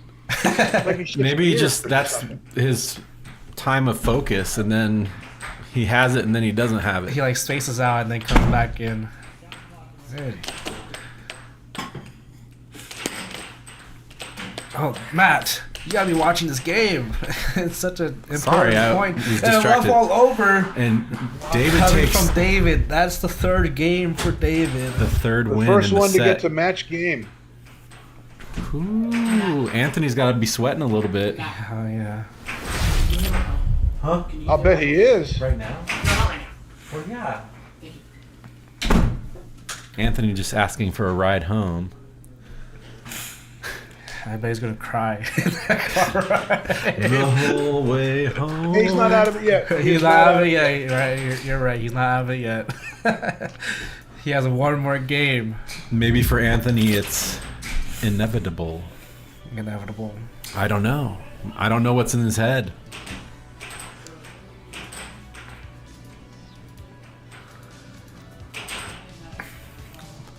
Well, let's take a look into David's head with his right wall or left wall under overshot. David's now one game away from winning So like 11 brought it up to with these guys. in Idaho. Yeah. Their speed of shots, as they get more experience, is going to increase on the shots where they want to hit with power. Is going to increase probably another 20-25% too. Mm-hmm. So what you're saying is I need to up my defense.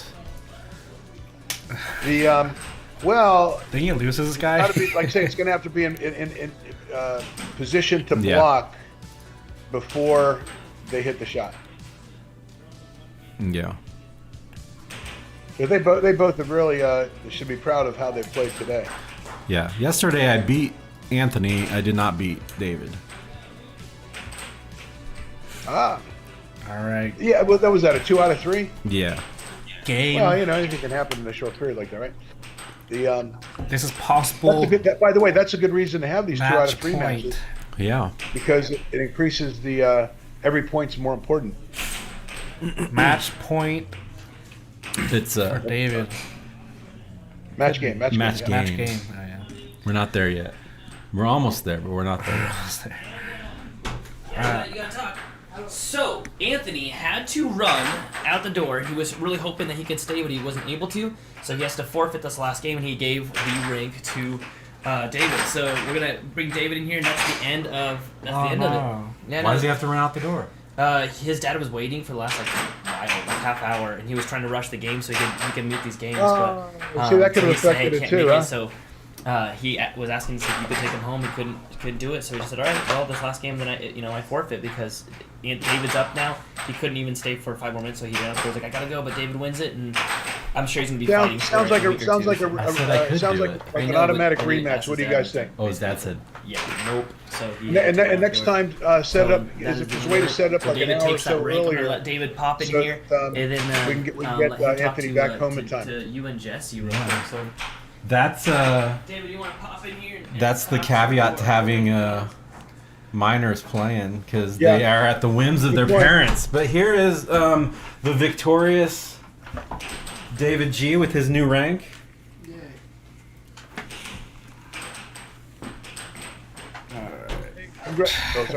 Congratulations, David. Oh, thank you. Hey, so I saw that late in the match, you made an adjustment to where you actually pulled your defense a little farther back, and that seemed to give Anthony some trouble. Did you do that intentionally, or was that something that was I just did that automatic? intentionally. Yeah, that's a good adjustment to know that you can do. Keep that in your experience repertoire for later on, especially if players are banking a lot on you. Okay. Yeah. And the other thing is that side-to-side attack that you're using. Okay. Mm-hmm. Is one of the most potent attacks in the history of air hockey. Really? Okay. We're just hitting it side to side and then doing your shots off of that. Eventually, you'll be doing that even off of, and you don't have to, but you'll find that eventually you'll be doing that side to side off of even faster side to side action. Okay, but just let that play out on its own; it'll happen automatically. But it's a very, very potent attack because the defense has to be able to defend wherever that puck is at. So it's hard for them to be in the right spot at the moment that you're going to strike the puck. So I don't know where you found that attack, but I just want to let you know that's one of the most potent attacks of all time. Keep working on that and keep developing it out. Okay, yeah. I think I found it out by one day. I saw Nathan, who's doing the diamond drip. I think that's what it's called. And I wanted to do like an easier version of that. So yeah, this is actually a version that was already in existence before the diamond drip. Yeah. Yeah, and then I just started doing that, and I just kept doing it over and over again. Yeah, it's every bit as powerful in my view as the diamond drift. But just like with the diamond drift, you have to learn the different idiosyncrasies of it in terms of what you can do and how you can break down defenses with it. But hey, I won't keep you any longer. I just want to, great match. I'm looking forward to seeing how you progress because man, you're doing great. Thank you so much. All right, you have a great one now. You too. Thanks.